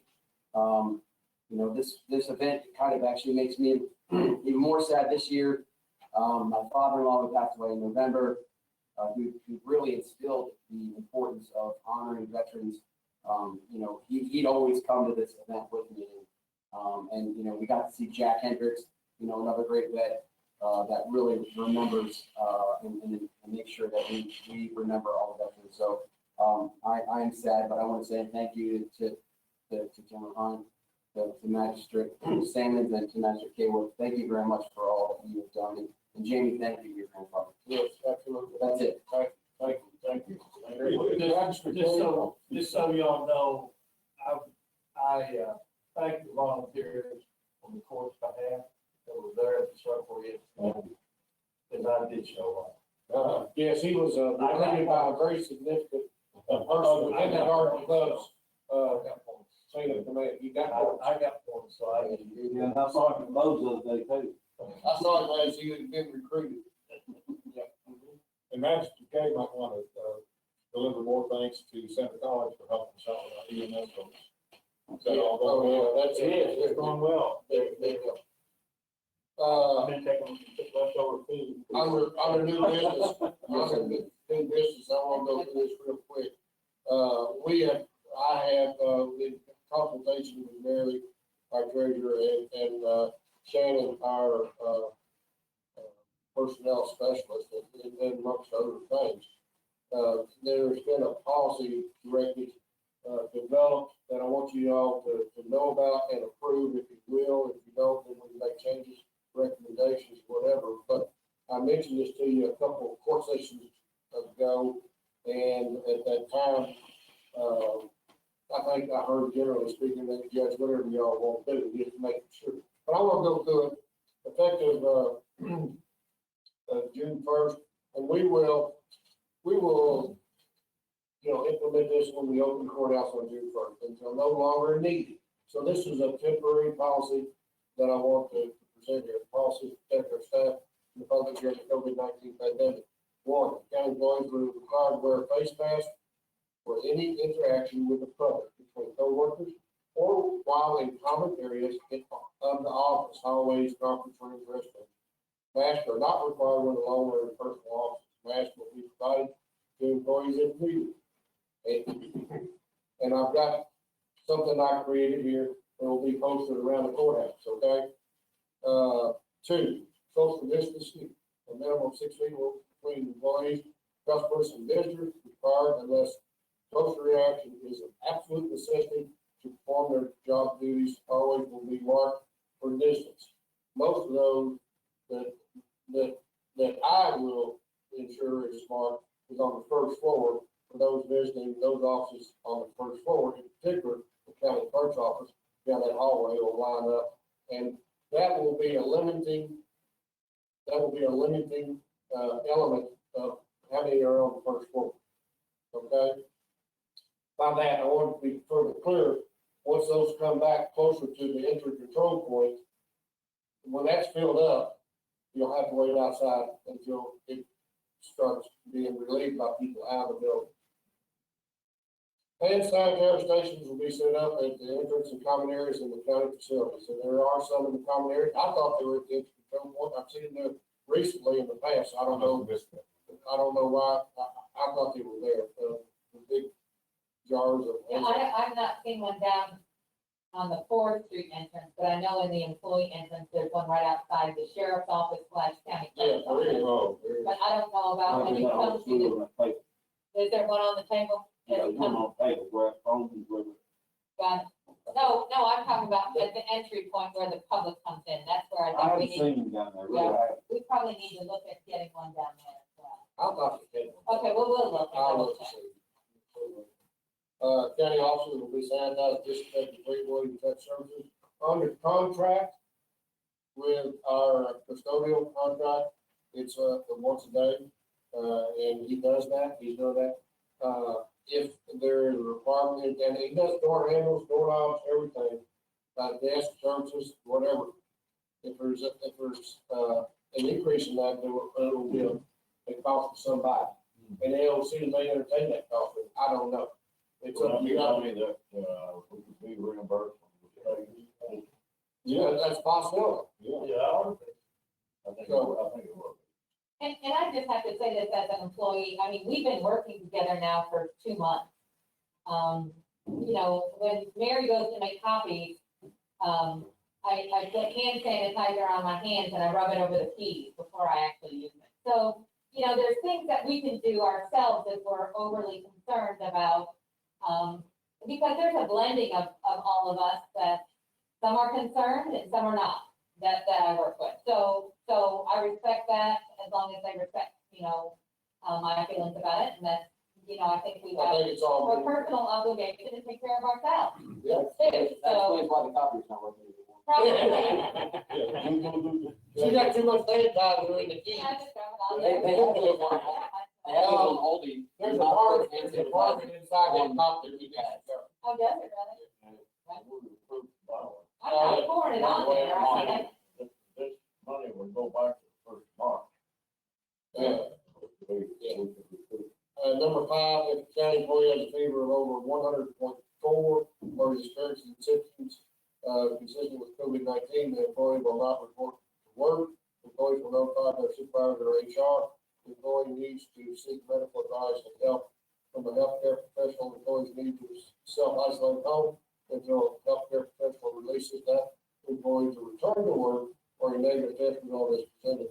Violations of the policy are subject to disciplinary action. That is why I need court approval on this. And, if you hadn't seen, I think you have attached there, we're observing the social distancing. If you have a temperature, don't come to work, cover your cough. Leave the building when your business is concluded. And please do not speak around the cough shields that have been installed throughout the courthouse. Second. Discussion. I don't know that everybody heard what the sheriff said about the conditions in Lincoln County, and that's possibly going to affect our meeting. I don't know that I heard. About coverage, they're isolating virtually their entire police force over there. One of the deputies, came in contact, And so the sheriff said we may have to do some coverage, they're trying to get state police coverage, the other counties, but that's gonna be a factor in terms of our own sheriff's department. I think we have to address that on the case by case basis. Yeah. Yeah, that is a, what is the term, Mary, it's a Mutual aid. mutual aid agreement. Would that also qualify under this COVID contract? Because, that would help us tremendously. If there's overtime charges associated with the mutual aid, it would. Good. Okay, because it is COVID related. Now, we have a motion made to approve this temporary policy for county employees. Made by Short, second by by the way, made by Magistrate Gay, second by Magistrate Short, to be correct. Is there any further discussion? I have a question. Could we add to this second one, no purses or bags allowed? We can. For the people who are coming through the door. This is more about courthouse person, you know, how they're. On this, we can add that, but as a matter of policy. No, and yeah. Yeah, okay, we can but add on this, that- we can add this, it'll be posted in every entrance, which is only. I'll break the sheriff on that part of that anyway. Yeah. Well, he Well, I don't think then they have to start asking questions, right, where are you going? No, I don't want, yeah, we don't want to go. It's too complicated. I'd like to make that motion to allow the judge or Murray to add or delete anything in this resolution. Have you seen that yet? Yeah. Okay. Because it'll be a fully document, I think, as time goes by. And I appreciate that, and thank you for that amendment, and if everybody's okay, we'll vote on the motion with the amendment to allow, flexibility, collaboration for courtesy, okay? All those in favor, signify by saying aye. Aye. Those like sign, motion carries. Ladies and gentlemen, I think we come to the point where we are to adjourn at a very good, 3 hour, mark. And, so I will take a motion to adjourn with under the recognition of all those veterans that have paid the ultimate sacrifice that is recognized by Memorial Day. We adjourn, and we will never forget their sacrifices made to this great country. Do I have a motion to that effect? I'll make that motion. Motion made by Magistrate Sammons and seconded by Magistrate Caywood. All those in favor of that motion? Aye. No peer pressure. Ladies and gentlemen, we stand adjourned. Thank you. All right.